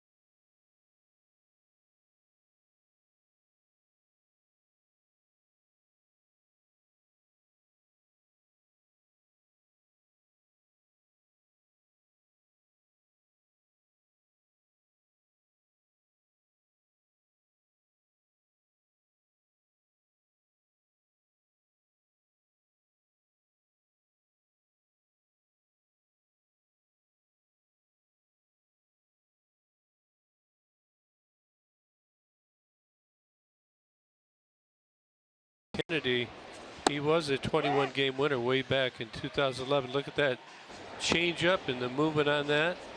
Also has the breaking ball. There's another hook right there. He used to throw the knuckle curve. That doesn't appear to be the same. Gets salty right here. He's got that late, sneaky fastball. Runs very late. So far, Ian Kennedy keeping the Tigers off balance, except for the Lugo home run, or Ronnie Rodriguez home run. Need some runs. Good time for it to happen with Jacoby Jones up there. Third time through the order for Ian Kennedy. Kennedy at 63 pitches here. We go to the bottom of the 6th. That's very efficient, isn't it? Yes. 46 strikes, 18 balls.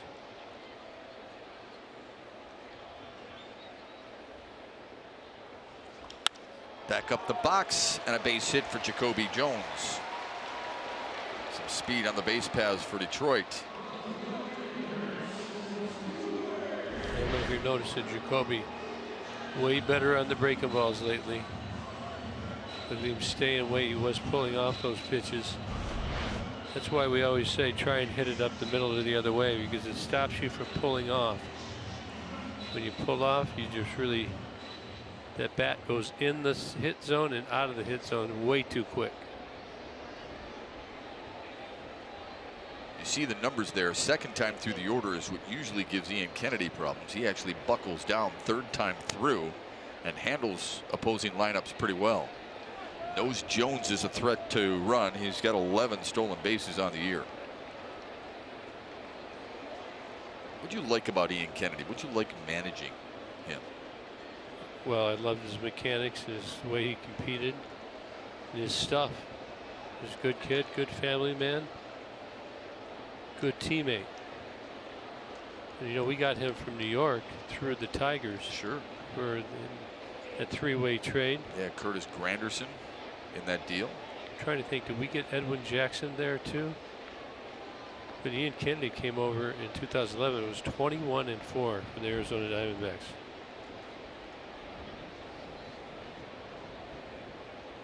That was the Max Scherzer deal, was it not? Yes. There was more than that involved. You guys got Schlereth. We got Kennedy and Edwin. Yep, that's how I remember it. Yankees got Curtis. It's one of those that probably worked out for all. I would say so. Remember when Kevin Towers, the late Kevin Towers, was trying to orchestrate that trade into the three ways. He knows Brian Cashman very well, and Dave Dombrowski, of course, he's willing to trade, right? He knows what he's doing. Yeah, needed some relievers, needed a center fielder, and needed a starter. Checked all the boxes. I've been in on some of those meetings, and it's really hard to, have a deal three-way for everybody, all three teams to like what they get. And almost some comical conversations leading up to the actual trade. That fascinates me, how you can get three teams involved in something like that. Love to know how that starts. We had a lot of conversations with John Daniels, Mark Shapiro, of course Cash, Theo Epstein. He would be a guy who, those guys would not be run off by that, but it takes some real creativity. Are managers ever involved in that, Gibby? I mean, yeah. Do they consult you in that? Oh yeah, I mean, I was in there several times. There is the time or two, Stewie trying to hit a two-run homer here. We'll take it, by the way. But sometimes you get, well, we got this guy, but you have conversations. What do you think about this guy, that guy, that guy? Where do you think we need help? They ask your opinion, but ultimately the GM can make the call, or the president, or whoever. Mr. Ilitch made a call many times, right? He let it be known that he liked a certain player, and the fans all benefited for that type of arrangement as well. But you're always talking about your team, your GM's perception, the manager's perception. Maybe you have a coach. Tram would always be in there usually with me. If it was say an outfielder, maybe you bring somebody who's played the outfield in on your coaching staff. If it was an infielder, there goes Jones. Punch to left. Gordon's got plenty of room. One down. Well, it's opening night on Wednesday, October 17th at 7 when Blake Griffin, Andre Drummond, and your Detroit Pistons take on the Brooklyn Nets. Don't miss opening night 2018. For tickets, call 248-377-0100 or visit pistons.com. Just back to that philosophy and trading, getting more teams involved. How many guys do you talk to around the league as a manager, as you're probing for information about a certain player without giving it away? You're trading for that player. That's got to be a delicate balance. Trying to build the value of your player up. You know what I'm saying? There's a lot of posturing that goes on. Lots. You know, you got to catch yourself because you can get discouraged with a player who's struggling. So if that word gets out, then you've kind of blown your cover. You want to always build your player or your asset up. You know, like a stock. If you're selling a potato chip, you wouldn't want to have an article that said that they weren't any good, right? You want them just the opposite, even if they weren't. It's up to them to do their due diligence, have their scouting reports, get the medical. So that's another complicated part of when you do a trade. You have a deal, then you got to do the medicals. And you know, you look at a team like Baltimore, which is they bailed out on a lot of trades based upon medical. The next guy might not have a problem with it at all. So there's a lot of dynamics to it. I mean, I've got a tape I'll show you. I won't tell you who with. It was early in the morning. Yeah, I'd love to see trying it. To. Yeah, that's really cool. I was sitting there. It did turn into a wrestling match, by the way. Really? And I was involved. My guess is you won too. Yeah, well, wasn't really fair. But it's a fun story. It was fun all around. We never did make the trade. Castellanos pulls one, left corner. Jones, good speed. He's going to hit the bag hard at third. Come home. No play at the plate. An RBI double for Nicholas Castellanos. There you go. Kobe was motoring. Nick, as he does almost game by game, line to line, down into the left field corner. Jacoby really gets on his horse. You can see that boy. Look, this just hits right down there. You're a left fielder. You can't really go in there. Got to let it do its thing before you go and pick it up. Look at Jacoby motoring up here. Clarkie's up there.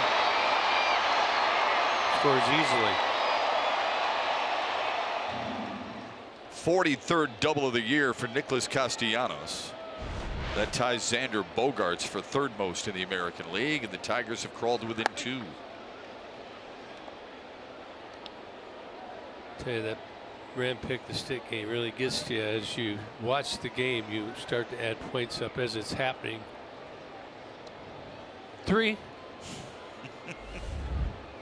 Smart pick by you tonight. Well, come on.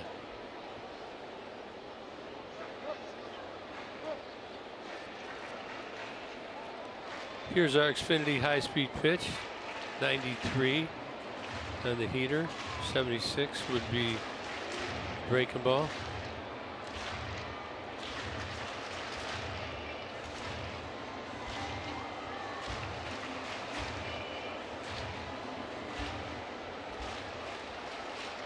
Getting to know the opponent a little bit.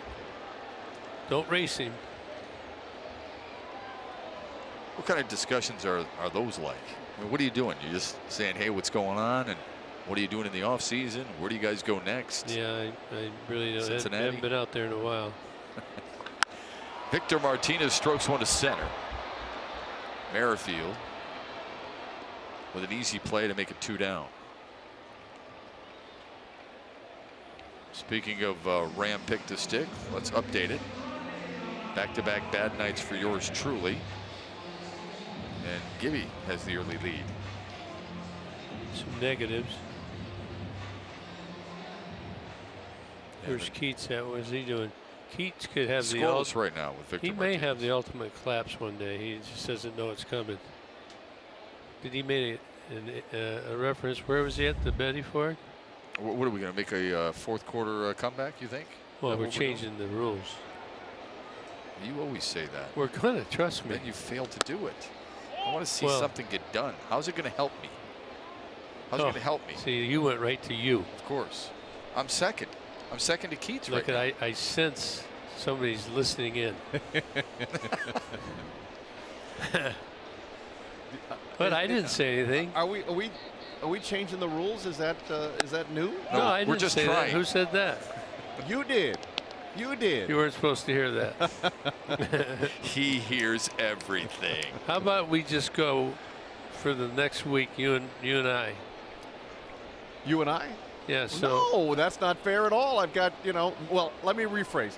Mickey and I want to make sure that Mickey gets his props. We have a. Listen, he's given himself props, plenty of props. From Trust Sunday, me, my friend. Has that been the case? Oh, has that been the case? It's been unbearable.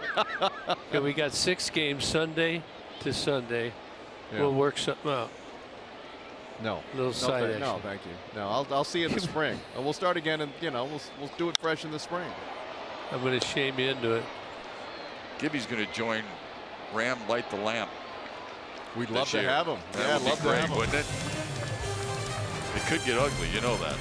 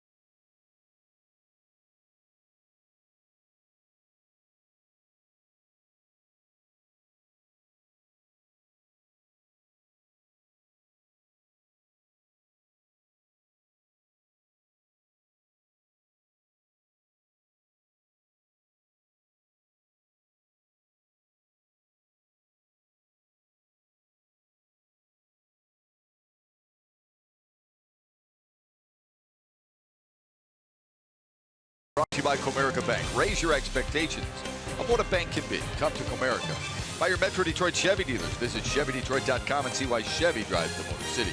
And by Wallside Windows. We can do that. We are the factory. Beautiful look along the riverfront. On the United States side, here's Chevrolet's most dependable player. See how the Erie Seawolves did this. This is a double-A club.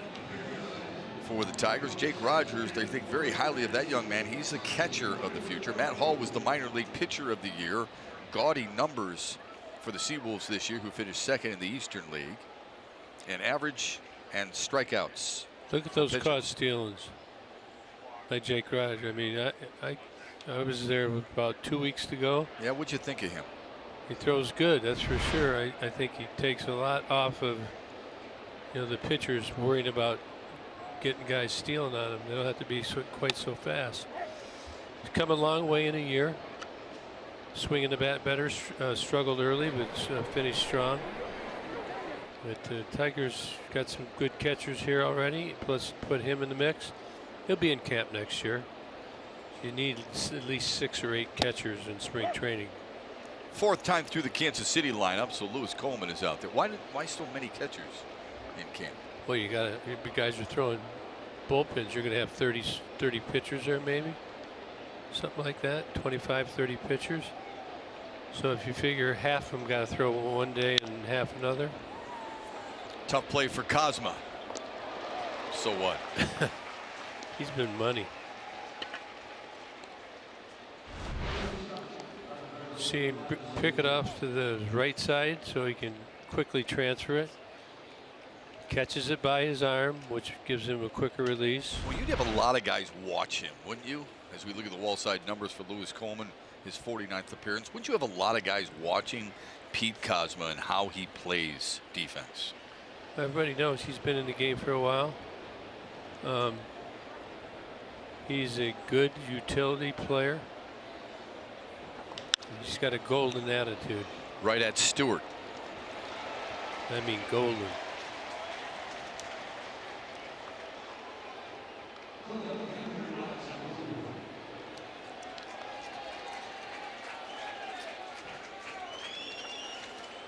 Here's Alex Gordon.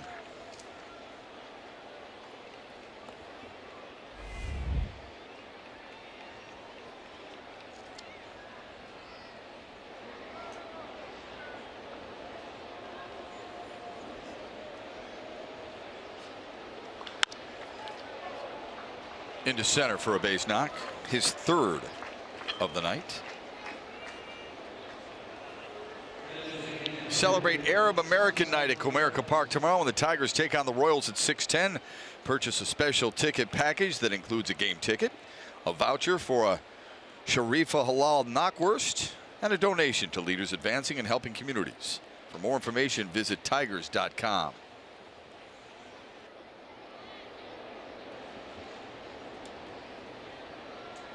Salvador Perez and a 1-for-2 night.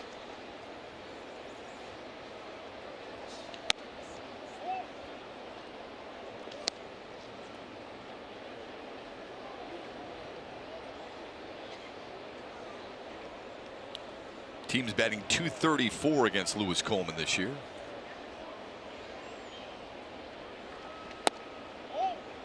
Barely missed, 2-0.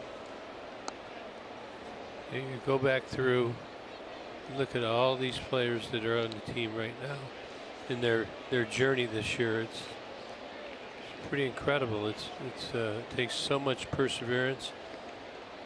Got to push through some disappointments. I mean, who hasn't been disappointed on that field this year? I would guess everybody at some point. You're humbled. It's constantly a humbling game.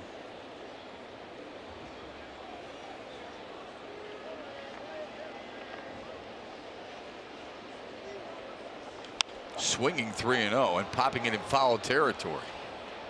Saltalamacchia, and the Tigers are out of it in the 7th. Let's stretch. Brought to you by Consumers Energy.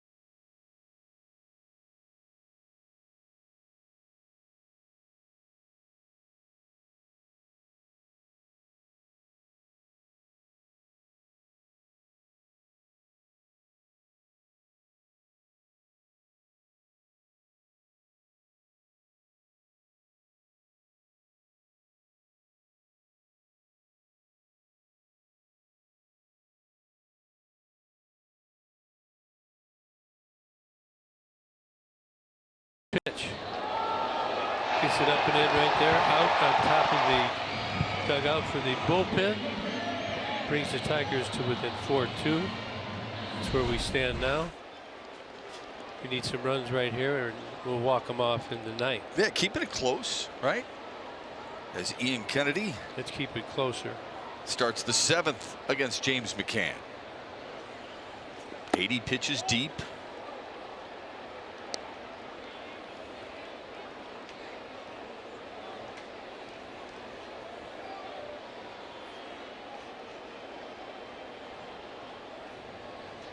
See Kennedy very efficient, not a real max effort guy, just same mechanic every time he throws. Still 90, 93. Doesn't even look like he's sweating. Yeah, very easy out of his hand. And it creates deception. McCann punches it to center. On the run, Merrifield, and he tracked it down. That was tricky. Yeah, he had to make a couple adjustments there, didn't he? His speed overcame in the adjustment because he thought he had it, and then he had to deepen up. I tell you, opponents, center fielders do not like. You get close to that wall, it gets warm from those lights, and it gets bright. James McCann disappointed. And a well hit ball. Makes it even more impressive considering he is not an everyday center fielder. He talked about his versatility. Saltalamacchia, heavy swing, 0-1. So to be able to track that ball on the run, you always talk about the eyes. Judge it. Keep your arms in, keep them pumping, and put them out the last second to make the catch. Quickly 0-2 on Jared Saltalamacchia, making his first start of the season at first base. Did not play any games there at Toledo. Now, Tigers have made a couple of miscues. It probably has something to do with the game, but it's part of the process. And we watched Kristen Stewart today work before the game. He'll be out again tomorrow, as well as many other Tigers are going to push it to the end. They'll get better. 5th strikeout of the night registered by Ian Kennedy. Sandy Baez continues his warm-up session. And here's Dewal Lugo.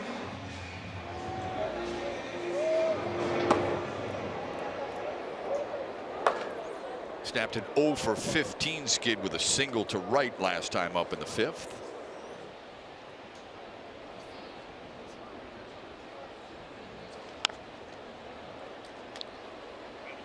Looking around the league here a little bit. Cleveland beating Boston. That's, of course, they want to show Boston they can take them. Do they? Is that important right now? I think so.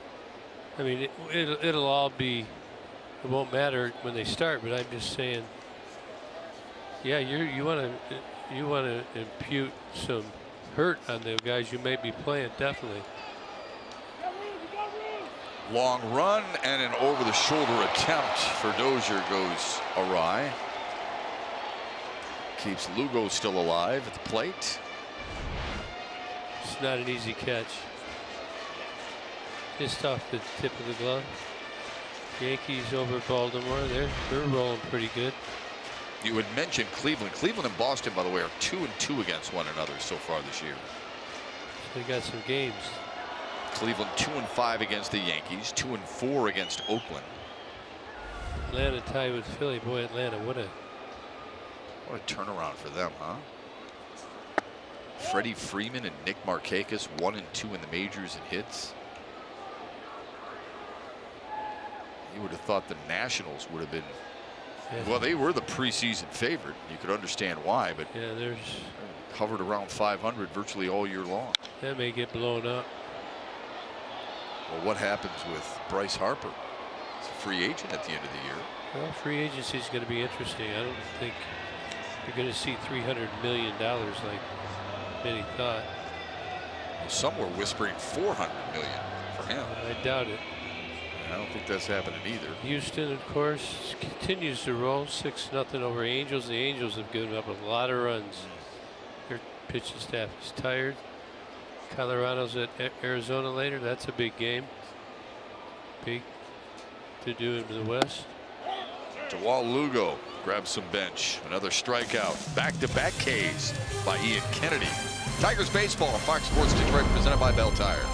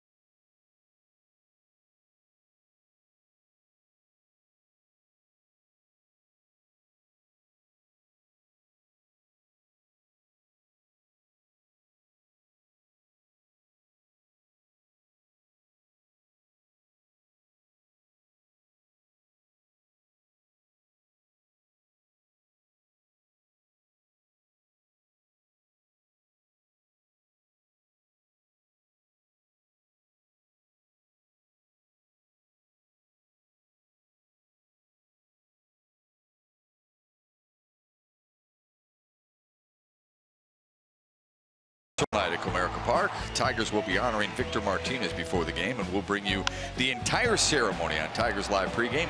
Starts at 5 o'clock before Game 3 between the Tigers and Royals, right here on your home for Tigers baseball, Fox Sports Detroit.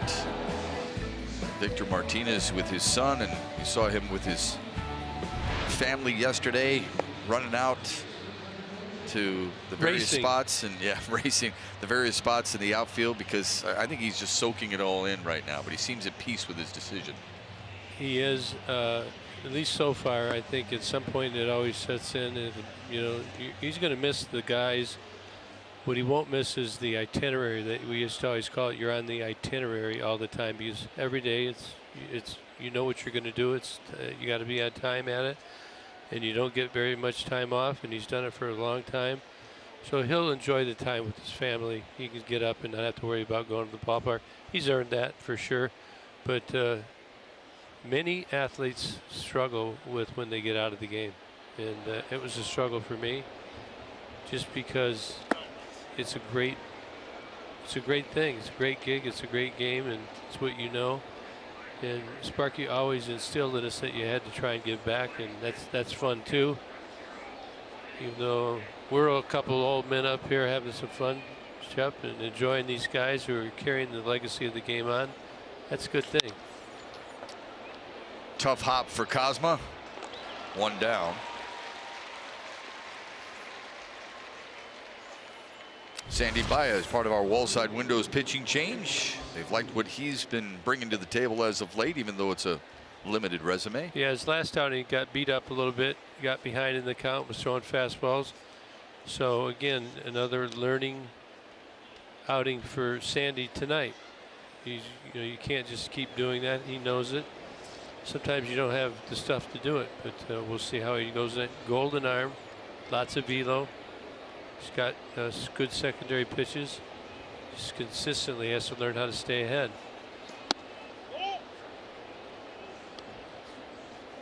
Tigers bullpen with guys like Buck Farmer, Drew Verhagen, Daniel Stumpf, Joe Jimenez, Alcantara, very good in the month of September. Matter of fact, they've gone 30 scoreless innings in the month of September. Those 5 men we mentioned. And Ron Gardenhire says, you know, I can really put them in any situation. They're really growing, and growing well into their roles.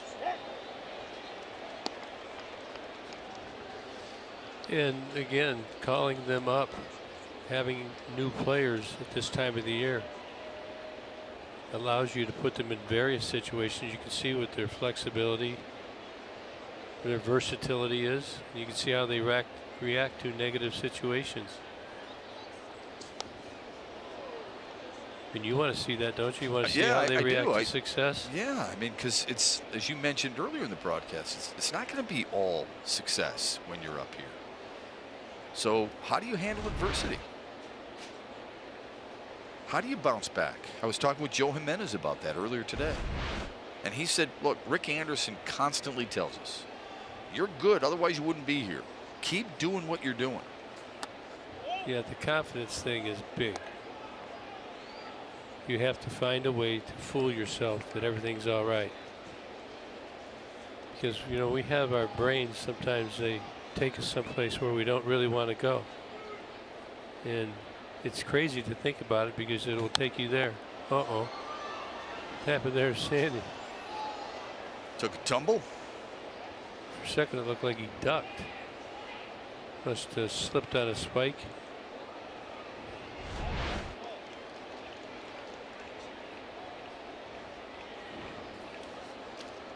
Oh boy. He should be all right. I think he's just more embarrassed than anything else, right? Yeah.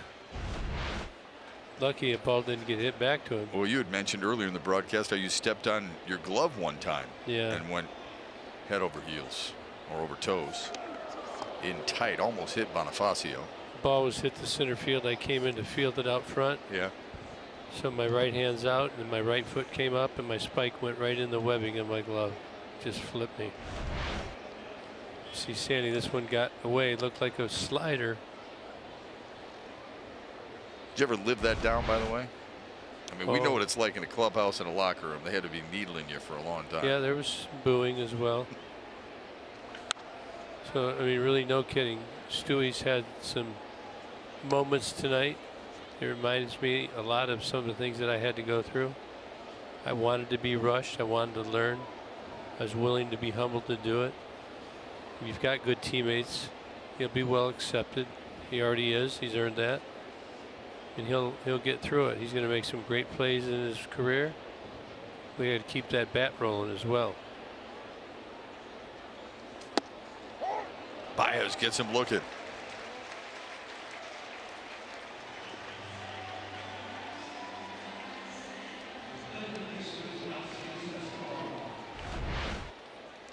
Not sure what he's looking for here. Maybe a split or something, but 96. It's right there.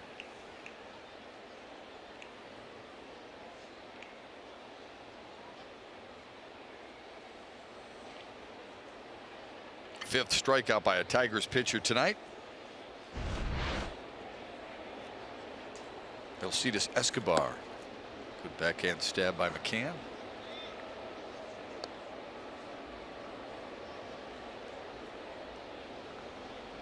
So do you have a team you think might falter that's in the driver's seat now? No. See them all running them out. You?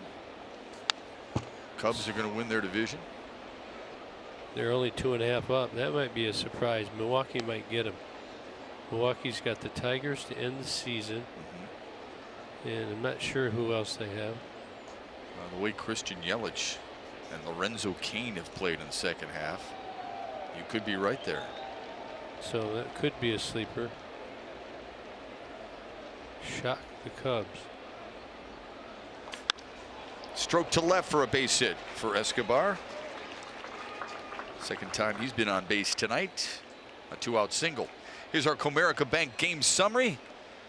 Like last night, Kansas City struck early, but the Tigers helped them. 3 of their 4 runs tonight unearned. The second baseman, Rosel Herrera, has had a productive night, and Ronnie Rodriguez with a solo bomb in the 5th, his 5th homer of the year. Yeah, Ronnie, he likes the fastball, and he got one. Speaking of Herrera, double and a triple. A run scored.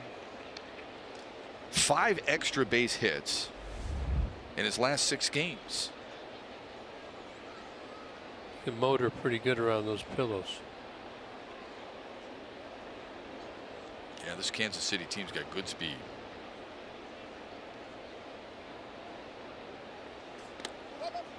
This team is built for their field,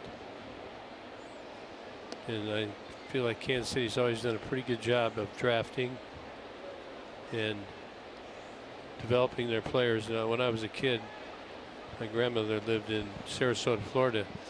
They had that academy over there. I remember I used to go there when I was a young kid. I thought that was such a big deal. Yeah, it is a big deal. To center. And Jacoby Jones will take care of business. Bottom of the 8th for the Tigers. They're down 2.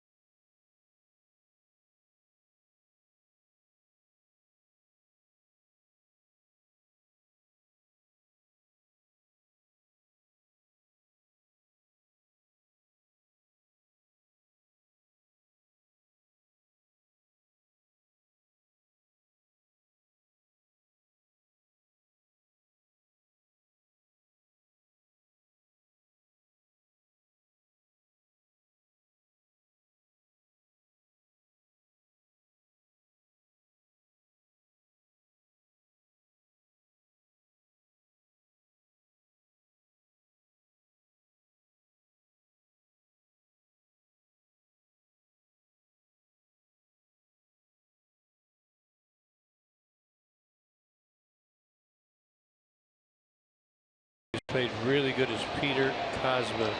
All the normal plays and more. Look at the different angles he's throwing from, all accurate.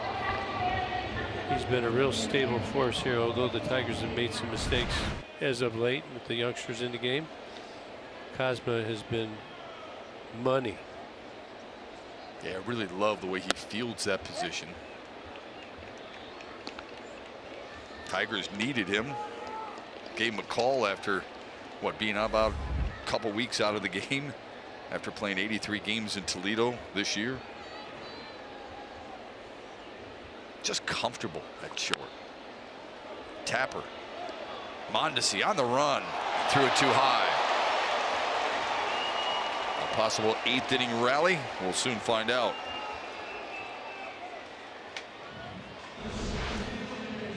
Well, you see him coming in. Got it right in the glove on the run. Kind of a bullet.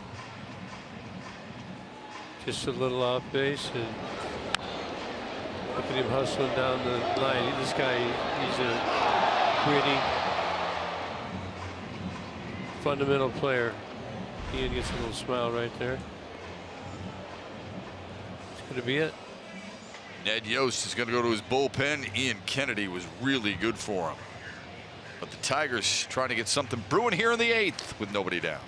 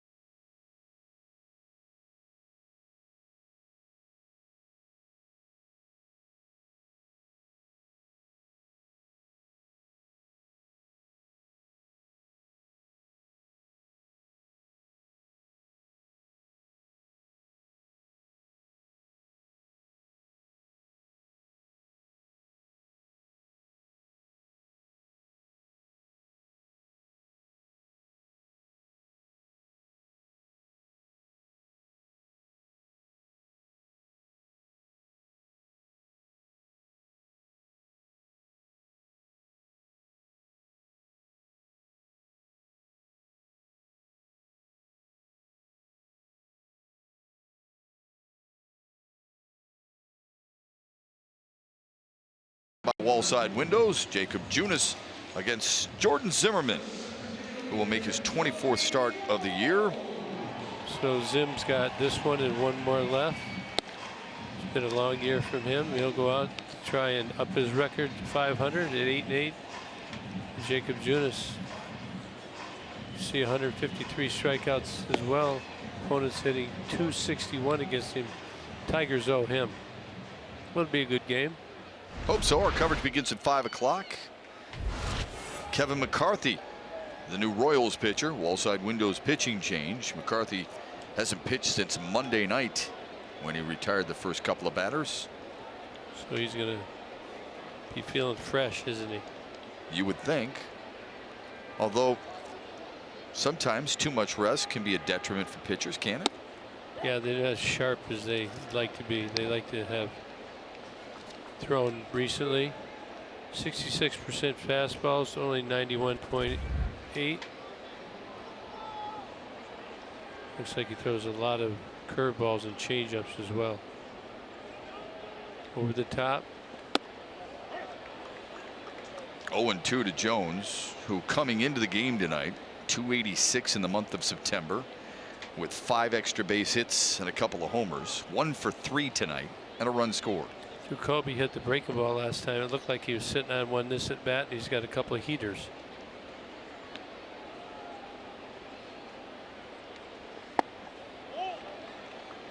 One and 2 to him.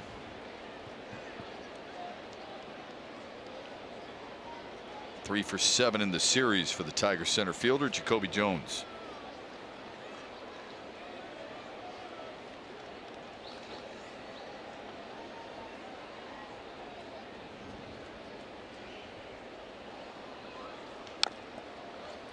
Got a piece. Now this is the previous pitch. This obviously was a 2-seam fastball.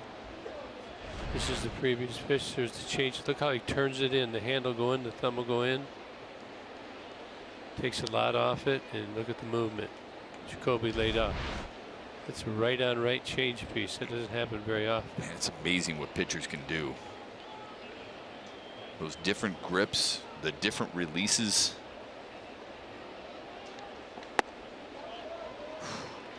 Another one. That's a tough one to take. 2 and 2. They're trying to get him to ground into a double play. So he's just kind of a loose wrist.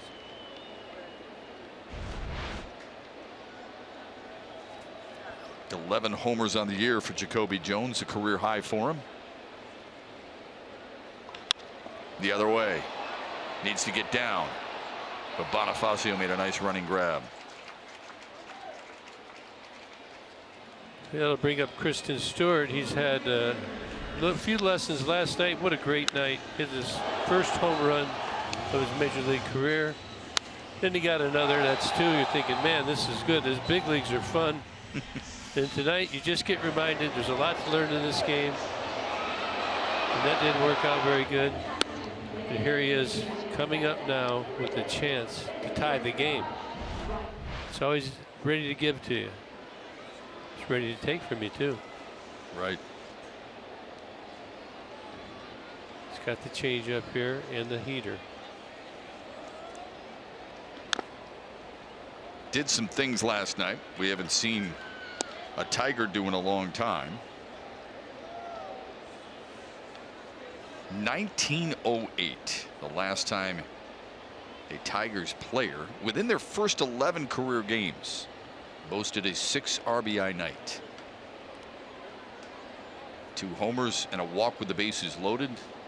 And I will tell you, Kirk Gibson was as impressed with the bases loaded walk as he was the 2 home run swings. Yeah, now right here they're throwing him all the way.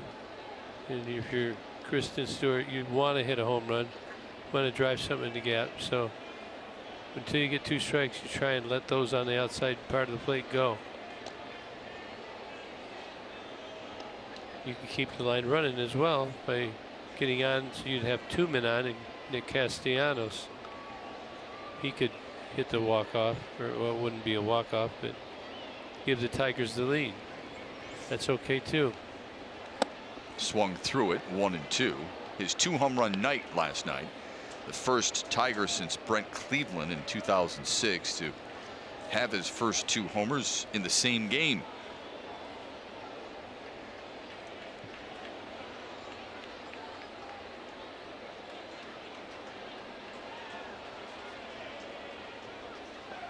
Just outside, counts even. He's been going fastball, changeup. He may throw another heater down the way, but 3-2, I got to believe it's going to be Cambio. That's a changeup.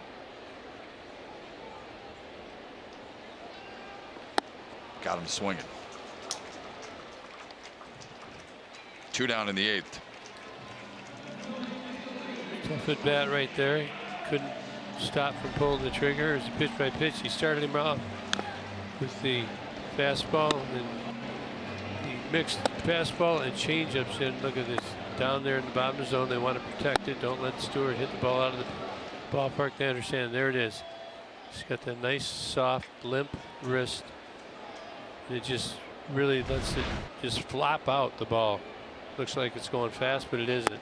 Castellanos went yard last night, a solo homer right after Kristen Stewart had hit his first career home run. I had said to Castellanos before the game today, I said, man, you go opposite field as well as anybody in the American League right now. I mean, do you think you've grown in that area? And he says, no, I think I've done that my entire career. Would you agree with that, Katie? Well, I mean, how can you argue with what he thinks, right? It's his perception. Yeah.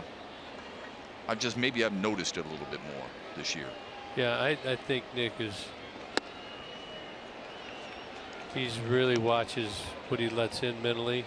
He controls himself. He's totally under control. Green the right-hander, Daniel Stumpf the lefty.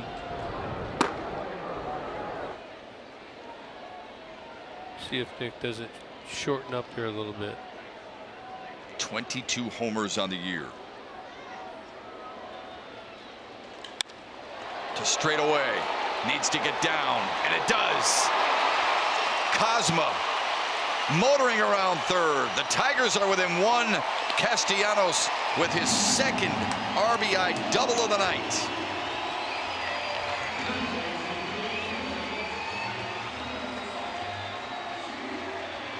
The way he smokes this ball, another double. Deep center field. I mean, just look at the consistency of Nicholas Castellanos. Talk about what his beliefs are. Feels good. He's got confidence, even though he's got 2 strikes on him. Cosmo comes in to score. We got a Wago here. Oh, it's awesome.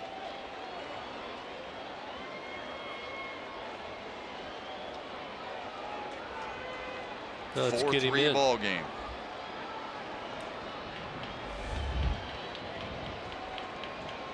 How fitting would this be for Victor Martinez? Huh, Gibby? Could be great. Singled in the second, struck out, and flied to center. And he knows he's going to get changeups. Might sit on one.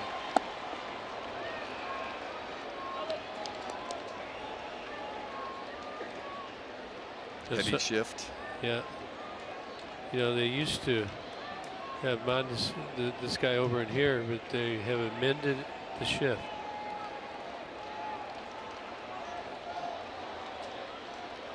Does that have anything to do with Nick Castellanos being on second? Could partly be due to that, but I think they're more worried about Victor. Grounded to first. Dozier unassisted. The threat is over, but the Tigers get a run closer.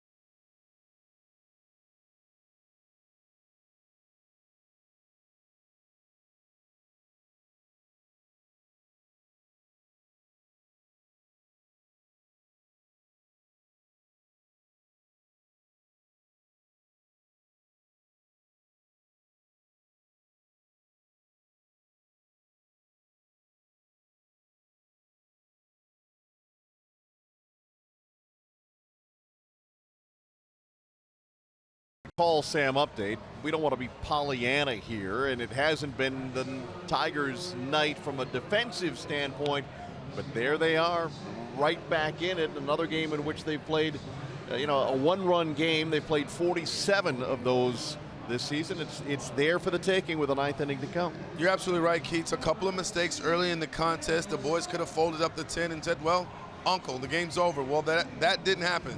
These guys continue to push, continue to fight, and they're only one run behind. Hey, listen, we've got the ninth inning, the bottom of the ninth. Hopefully something special will happen. We're planning here at Comerica Park. Big smiles and fireworks immediately after the conclusion of tonight's game, with the ninth inning to come. Upstairs we go to Shep and Gibby. Guys?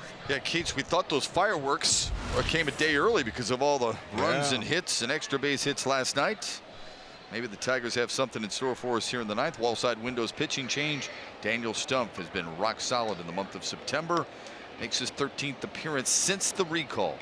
Yeah, he has. Him and many other Tiger relievers have been really good in September. You need to hold them down right here.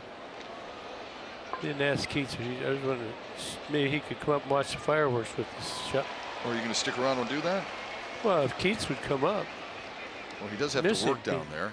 I mean, he's been in Grand Haven, Traverse City, in California for the last month. He's got some good stories. We need to bring him out. Keats, I got to tell you this. As you're in your car, as you're in your very nice car driving away from the ballpark, we're entertaining the kids at home here on Tigers Live. I got to wait a minute. I saw the fireworks on TV. Okay. Keats, you know better to come at Gibby. He's ready. He's loaded for bear. Listen, we kid with Gibby about going to his camp. How come we never kid with you to go out to the 6,000 square foot ranch on the beach in Grand Haven? They're not invited. I mean, you can't get past security. Yeah. You know that gated community. Are there any signs up there, Keith? Gibby, stay out. Yeah, I'm thinking about one. I took you to the ranch. Yeah, you did. Keating Palatial Estate. That was a long time ago. How about the Keating Palatial Estate this way? In foul territory. Big turret up there. Nice play by Saltalamacchia. 2 quick outs for Daniel Stumpf here in the ninth. Big turret there. Keating stands up there, welcomes everybody in. Big salute. I tell you what, Salty's done a pretty good job on these. That's not as easy. Of course, he has the experience from being a catcher. Yeah, that has to help. But the ball comes way back, and the other thing about from first base down to the fence, it's dropping off. Look at it from here. That's an incline. Well, I think he should get at least a couple of points for Ram Pick to stick for that effort. Salty? Yeah. I don't think so. No? Nope. Tigers will have Ronnie, James, and Salty in the ninth. I smell a walk-off. And Ronnie Rodriguez has also already hit one out of the ballpark. Mondesi back up the middle and will float in for a base hit.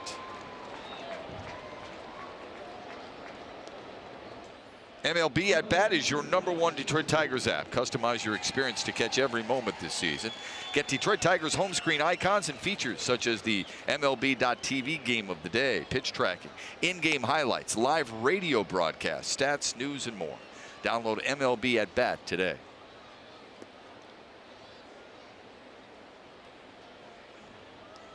Drew Verhagen warming up. Honestly, I gotta believe he's gonna be going.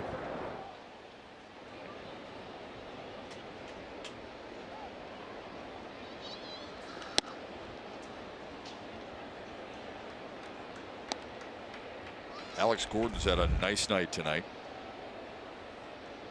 3 for 4 with an RBI single.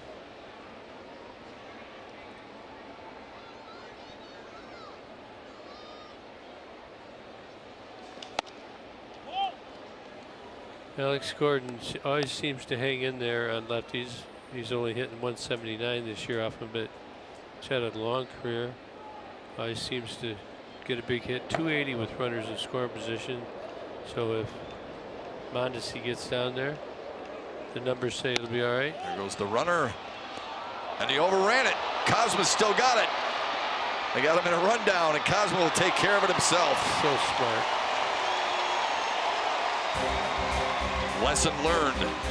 Let's go to the 9th. See if the Tigers have at least a run left in them to force extras. And Ronnie Rodriguez, who hit his 5th homer of the year already, leads off.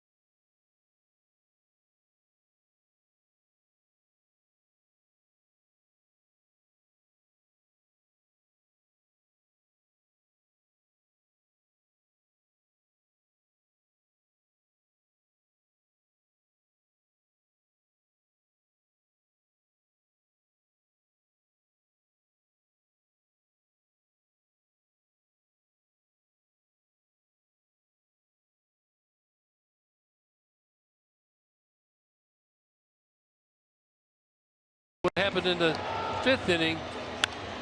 Ronnie Rodriguez went yard. Tigers trail by a run. Rodriguez will get a chance against Kansas City to do what Tristan Stewart did last night. Hit 2 home runs. Love to see it.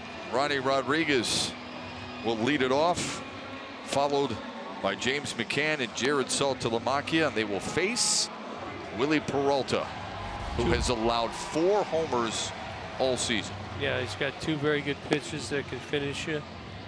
He's got a real good changeup and a good slider. His weakness, he throws the fastball for strikes only 58% of the time. And the slider is the same, so he doesn't have great control. If you can lay off and not chase, get in the driver's seat, make him come to you. Get a runner on base, go deep, walk him off, we have fireworks, and we go to Keating's house. That's news to him. Well, but I'll crash the party with you. Rodriguez hit it 393 feet back in the 5th. That one popped the glove at 97. He wanted that pitch. See him look in there?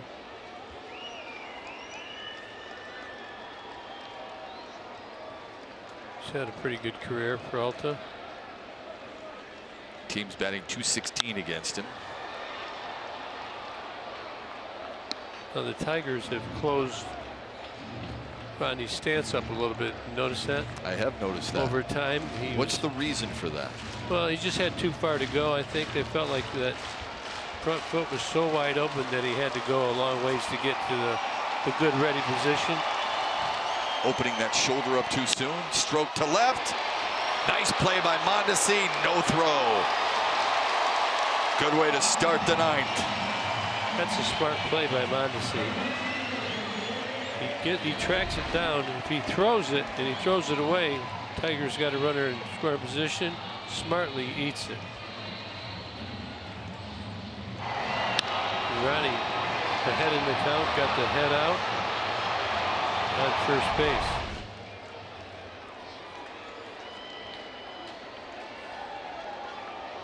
Decent speed at first. And now McCann with his 8 home runs steps in.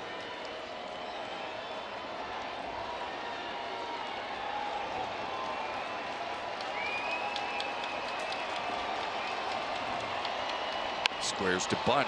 Peralta gets off the mound quickly. The throw is in time. Gutsy play. He got off pretty good. Didn't get it far enough to first base. We're going to have to pinch run here. That's Victor. Victor Reyes. You got to give him credit. He had to get rid of that quick and make an accurate throw. And he does. This is the reason Ron Gardenhire loves having 3 catchers. Saltalamacchia, one of his catchers, started at first base. He's being pinch hit for right here for Jeimer Candelario. James McCann being pinch run for with Victor Reyes. That allows Grayson Griner to catch the 10th if needed. Peralta somewhat doable on stolen base. 19 home runs for Jeimer Candelario. Does have one walk off at a 102-mile-an-hour fastball. Remember, is that Hicks? Against St. Louis, yeah, against Jordan Hicks. He went the opposite way to beat the Cardinals.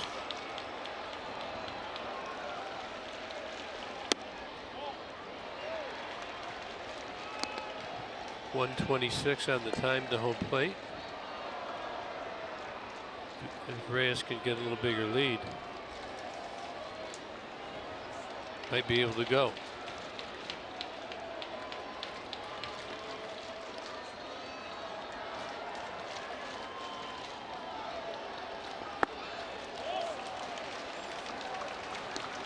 Smart at bat by Jeimer Candelario, right? And he comes off the bench, not free swinging, taking a look. And Peralta is thinking a lot about Reyes missing. So you want to look right down the middle here.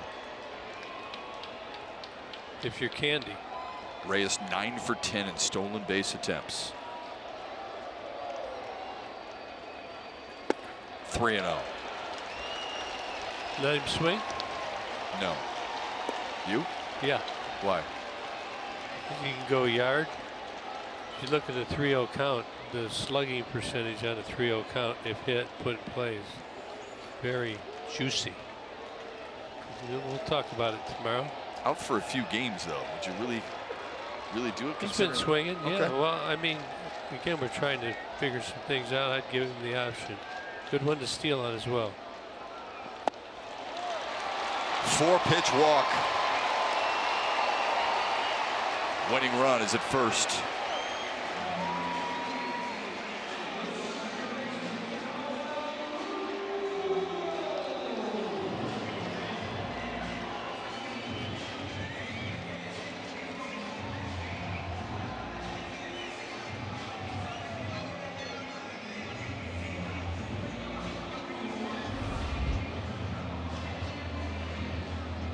Numbers on the rookie second baseman as he gets ready to face Willie Peralta.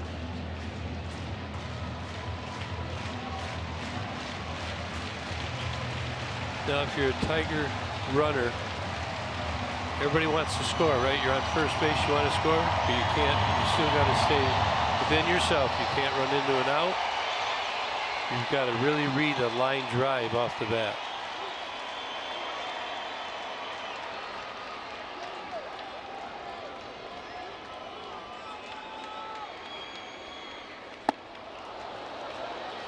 Quickly behind. See, Peralta, veteran guys. Salvador Perez, veteran catcher. They're never going to give in to you. The veteran guys. You think, oh, he just walked the guy. He's going to throw one down the middle? Right. It's not happening. 158. He's stealable. 0-2 now to Lugo. Medusi on deck. For Cosma.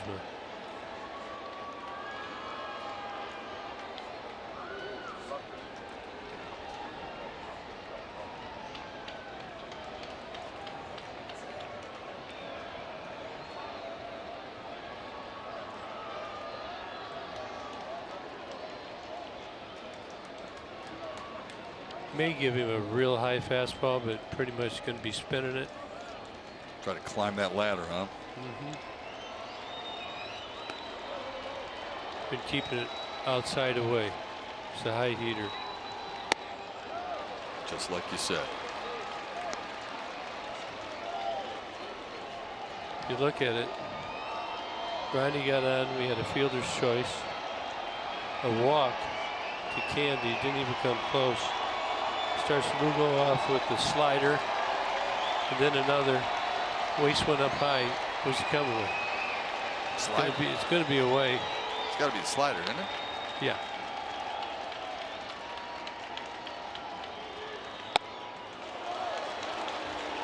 Heater. Yeah, away. So as a batter, are you looking away in that situation? You know that's where he's going with it, whatever it may be, a slider, fastball, whatever. Are you kind of right now training your eyes to that? I'm shortening up. I'm seeing the ball longer. The fastball, I'm fouling into the screen over here, over the dugout, and I hope he hangs a breaking ball. That's after 17 years of baseball in the league. That's what I would do. There it Reached. is. 2 down.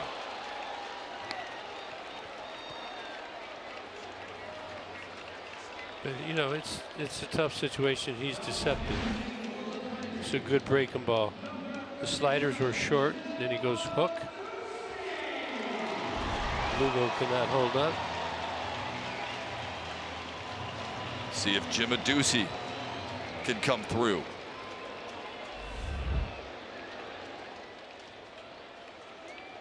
They have a little meeting to make sure they know what they want to do.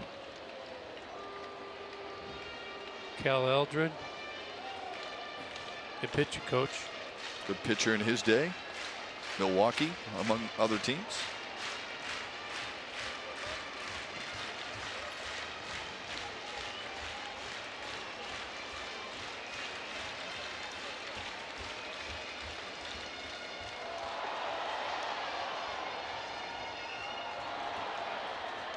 Pretty lengthy meeting. I was going to say, it's been a long time.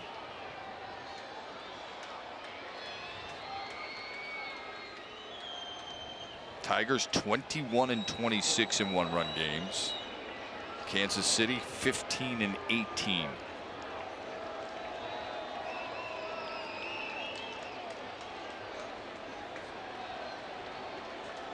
Adducci does have an RBI as a pinch hitter.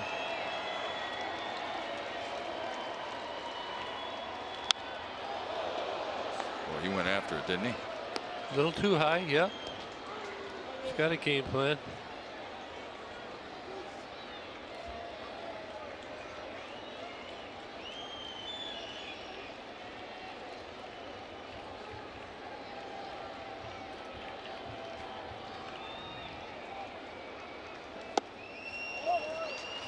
Has not thrown a fastball inside yet, has he, to anybody? When you say game plan, what do you mean by that?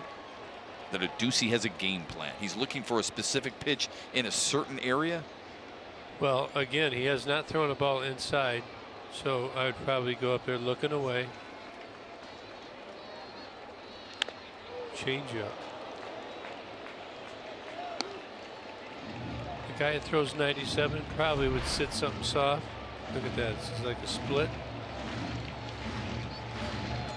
Now you're going for the base hit through the 6 hole where the shortstop would normally stand straight away.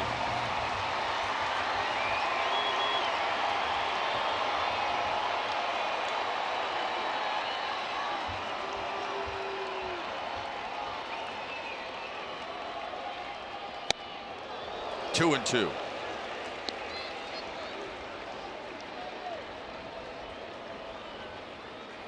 Royals a win away against the Tigers from winning this season series for the 4th straight year.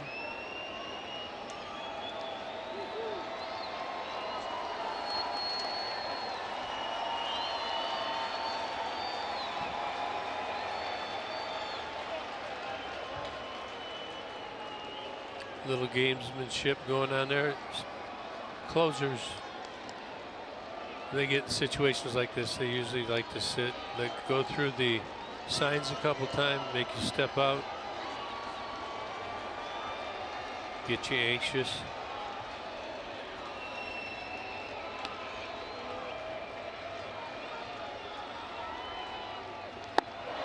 momentum, able to close the deal for the Royals.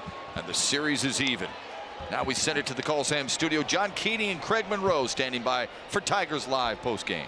All right, Shep, thank you. Nice finish to this one. It turned out to be a very entertaining baseball game, but early on, it wasn't exactly art. It was a bit of a finger painting, really, and we'll talk about that. Ian Kennedy did exactly what he had to do to win his way to the victory for the Royals. Ronnie Rodriguez with a big hit in this one.